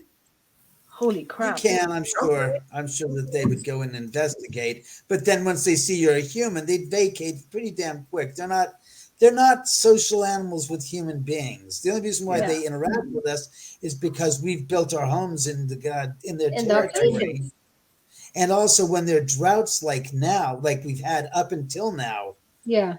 Coyotes didn't have the wherewithal because when the coyotes are in a drought, they don't basically, how should you say, disseminate their population. Mm-hmm. Just because we're in a drought, what usually happens is you have that type of a dissemination loss of the predatory species because you have a dissemination loss in your prey species. But because the coyotes are so close to civilization, they have now been incurring into the suburban area and have now become very adept at going into garbage cans, into people's backyards, taking people's cats because people think they should have their cats outdoors. Yeah. And their dogs. And they don't realize that you're in their territory, regardless of whether you've claimed it as yours. Yeah. That doesn't change nature in the way the nature is established. To some degree. They can exist in urban areas. In Austin, Texas, now in the middle of downtown, there's Waller Creek that runs through downtown Austin, and people who lived along Waller Creek had to pull in their small animals at night because there was coyotes that ran that creek for that very reason. Wow. Yeah. Because the creek is where other animals go to drink, and the coyotes know this. Just like in Africa, they're around the watering holes. Why are the lions going spraying, patrolling the watering holes? Because the same thing with the alligators and crocodiles. Because there's prey that go to drink water, and they know this. Yeah, I know. When I was in Dublin one night, and I was out with a group of friends, and I was in Dublin one night. That's my cat. And about 3 or 4 in the morning, we left. I'm thinking I hear sounds, but the dogs are also wincing about. Oh, my one here is meowing again. Yeah, I think I'm gonna have to go too. I have to eat something. By the way, I sent you a message on a private chat. Did you get that? Yes, I have that here. I'm going to connect you to Did Robin get that though? I said, yes, Robin will get it too. I think. Robin, did you get it? But I'm going to connect the two of you together on Facebook. But very quickly, the night in Dublin, and we had left a nightclub, and there was a fox in the middle of this Dublin city, and I'm like, and I'm trying to call the fox. Dublin in the middle of the nightclub was a fox. No, after the nightclub was a fox, and I'm like, and I'm trying to give it food. I'm trying to give it food. And that's in the city of Dublin, and I'm like, oh gosh, I said, this is the shit that these poor animals have to put up with. But what we're going to do is, I'm going to connect. Robin, can you see the private? Oh, can you see? You should see the private, Robin. I have it on full screen though. Yeah, I can. Of course, yes, I can. Yep. Okay. Thank you. Yep. You got my information. That's That's perfect. Get that and connect, people. Connect. Yeah, let's see if we can get this going because I very much like to get this to Fox networks because it makes sense to take it to a broader audience since it's one of those interesting stories, but it's not. Discovery would be great, but why not try for Fox first and see what they say? Exactly. Yeah, I don't know my little friends here, my woman friend that sounded weird, which channel she's connected with right now, but I know it's in conjunction with Netflix somehow. So I don't know. Either she knows or she knows somebody. You know what I mean? And so you're interested in the Fox network. Let's put it this way: Netflix is good, but let's be honest, if it's going to go to a place that could make the biggest splash network television-wise of the four networks. Her main deal is she works for a big television station. It's not Discovery. I'm just at a loss. I forget when you say it, you're like, oh yeah, that. So, but I can't think of it right now. Well, Netflix, like I said, the reason why Fox first is because Fox, would be a better fit because they like that kind of sensationalism, and they're looking for something. They don't have anything in that genre. Mm-hmm. And it just makes sense to try to, Cielo saying, go shoot for the stars and then end up on the ground. So she works for the network that goes on regular TV, but she's just doing her own special thing for Netflix. So it's both. She's in both worlds. So don't worry about it. She's freelancing. She is not tied to any certain network. She's tied to a certain network, but they're working with Netflix. I don't know this. I don't know the minutiae of it or whatever. But definitely. I'll talk to her. Send me an email and I will send you the outline in the email. And I'm not worried about somebody stealing it because they can't steal the house, the story, and my videos. That's what I'm saying. I'd be fine to do it. Yeah. So, well, you have me right here on video saying I'm not going to steal it, but I'm very interested in looking at it for sure. Well, I appreciate you're not going to steal it. I'll make you an offer you can't refuse. No, she can't. David, I sent you a PM. What? On this, I sent you a PM on this StreamYard. Private. Oh. Private. David, I want to talk to you regarding. No. Put it. About. She wants to talk to you about it. The car warranty. Like really? I sent it to you in private. What's the difference? What are you worried about? My God, let's not be Howard Hughes-esque, shall we? Because goes too far. And you've gone too far. Over and over. This is regarding that and that. Who cares? No one's going to care. No, Ethan. Shh. David. Stop it. No one's, you're acting like somebody's inside your brain that's alive. No, I'm just permission to get that incubus over to her house. There's no one in your brain that's alive. I'm sorry. No. Okay. Anyway, bleep. Can I edit? Bleep. I'm sure. Dog's got to poop. I got to eat. We should just go. I got to go. Right. All right. So, like I said, thank you very much, Jenny. Pleasure meeting you, Robin. So, like I said, send me an email, Robin. I'll send you the response, and we'll see what we can do on this. Absolutely, I sure will. I want to say thank you so much, David, for coming in. Like, because we have spoken before, and I'm like, get David on and kind of do a talk. Always a pleasure. And it was so brilliant. Thank you so much. Gotta go. Call coming in. I'll talk to you guys later. Okay, go. We'll talk later. David. Bye. Thank you so much. We'll talk to you later. Bye. Right. It's what a dummy. He's so funny. He's a dude. I tell you now. I just have to say really quick though, like it's Capricorn season, right? It's Capricorn season. That's work, right? I have been inundated with work. I'm not even surprised that he was like, "Hey, you want to do something?" Like I tell you, like I said earlier, I am literally to everyone that I've had on my show, like host, co-host, guest. I am the linker. So when you all get famous, would you all please remember me? Would you please give me a mention? Give me a mention. And we will manifest this, that this is when you're truly meant to be in New York. You stop here. Wow. We'll have a day or two of rest, and then we will plan it to where we pack up and we'll get our ass to California. We'll go shopping in Tiffany's. I'll walk in and they'll be like, "Bitch, ain't nothing in here gonna fit you." I'm like, oh geez. Oh, you mean Tiffany lamps and stuff? Yeah, Tiffany lamp. Yeah, I like it. Yeah, lamp always. I'll think of the clothes and jewelry. Yeah. I'll be like, I want a jewelry. I was thinking of the jewelry. Are you famous, Jenna? Where are you from? Eric, thank you. Oh, you see this now? We're going to screenshot. You are. People like you're worldwide. Yeah. Well, I have friends worldwide. I'm not known worldwide, but I have friends worldwide. I do. I have fabulous friends. But thank you, Eric. You. Thank you. I'm going to screenshot this. Hold on. No, I'm joking. I didn't. But I do love it. And I'm super happy that you invited me on. I'm very, very happy. I'm glad you did. And I was looking for your show tonight, my love. I was looking for your show. Well, I was supposed to be on a show, and I'll say it was called Beyond the Woodline. He mostly focuses on cryptids, but some paranormal and that sort of thing. And there was just tech. You know how sometimes you just cannot help the tech problems. Yes, tech.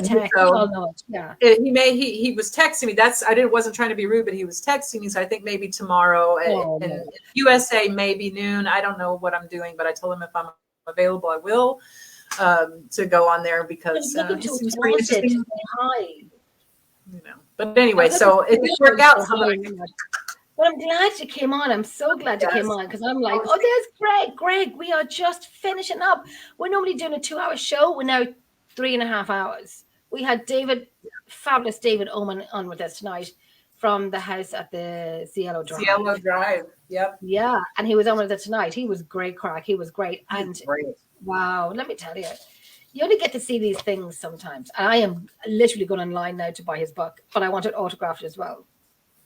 Yeah, I'm going to buy it as well. Yeah, I've got to have one now. So, yeah. That's so cool. And it's great that you speak to them beforehand, you know, and you're friends with them, not just like new guests. Like I have many people, anybody that I have on my show is all friends beforehand, you know. But it's great to you know, have David and every guest that I've had on as friends beforehand as well. And most of them are not. And that's great because we make friends after that. But I'm on with Greg on the 3rd of February. So I'm looking forward to that because I love Greg. And I love the way he does his ITCs. Yeah, he does his ITC. So I'm all about the ITC. Yeah. I love it. He slid into the chat. Hello, ladies. I like that. Hello, Greg. That's our Greg. That's our Greg. He was on the Christmas show with me as well in December gone. But I want to say thank you so much for jumping in, for joining in, because I knew you would love David. I thought I told you about David before you came on. I thought maybe you did, but I was pretty, yeah. And and then if you didn't, and I think I did, but if I didn't, it was like, you know, let's just throw you in. Or maybe I just saw the link and I didn't read everything else and I was just hurrying in. You know, it was, you know, who knows what. You come in and you see David. Yeah. You go, crack your knuckles. Let's get into this. I've seen that California man before. Yeah, let's get into this. What a guy to have on your show. Like, what a guy. Yes. To have as a friend and on your show at the same time. It's just, you know, it's a privilege. Yeah. Greg, I'm looking forward to it. I cannot wait. I'm going to share it out when you have the post on. I'm going to share it out, and I'm really looking forward to it. Just one-to-one, because I know I had Greg on the show with him before, and there was a group of us talking, but I'd like to talk to Greg one-to-one with what he does and what I do as well. And I'm being interviewed, but I'm going to interview Greg at the same time. Sorry, Greg, but I have to kind of throw you a few questions as well now, because we love ITC. So on that note, after, 3.5 hours, an hour and a half. But listen, who's counting time? Who's counting time? It was fun. It was bloody fun. It was great. David, I know you're here and I know you're going to be watching at some point, but thank you so much for coming on. I appreciate you giving us your time and for coming on, but we will definitely catch up. I will link you two together. Robin, as always, you're bloody blast. Your mind is amazing. And oh yeah, did you see your pictures of my pictures on Messenger? Yes, I did. Did you see them? No, that's why we talk about it. We even talk about it. Exactly. When I sent David the PM, the private message, and he's like reading it out, and I'm like, what? I know, it's like this one we can't do. And that's what I wanted to ask him a question over that. But I'm going to ask you afterwards. I know you have to go off of Bill, but whatnot. But I'm going to PM in my question. But anyhow, me waffling on as a typical Irish person, like when you're leaving a house party and it takes you like 2 hours to leave because you're saying goodbye for 2 hours. And so you just arrive and start saying goodbye. Yeah. Yes. Like, someone gives you another drink. Someone starts another conversation. You're like, well, I know someone who did this. Yeah. And so, yes, we are going to leave her now. Thank you so much. Anyone who watched, commented. I can hear my dog in the background. And Eric, my new friend. So request me, Eric. I keep hitting my microphone. But yes, so we are going to go. I'm trying to get the right things right to do because I'm like a one-woman show here. So I'm going to stay there for 2 seconds, Rob. I'm going to take us into the background, and then I'm going to do the outro. And then, guys, we are out on investigation next Saturday night. We are in the Drogheda Museum Mill night. So we will be doing a little bit of a live at that, not as long as we did before, but I'd say about half an hour live. But that the rest of the night is going to be team only. But we will be there, and that's my cat meow. There's nobody talking in my hands. All right, talk to you in like 2 minutes. Okay. Everyone, good night. Have a safe weekend. Have a great weekend, and we will definitely see you soon.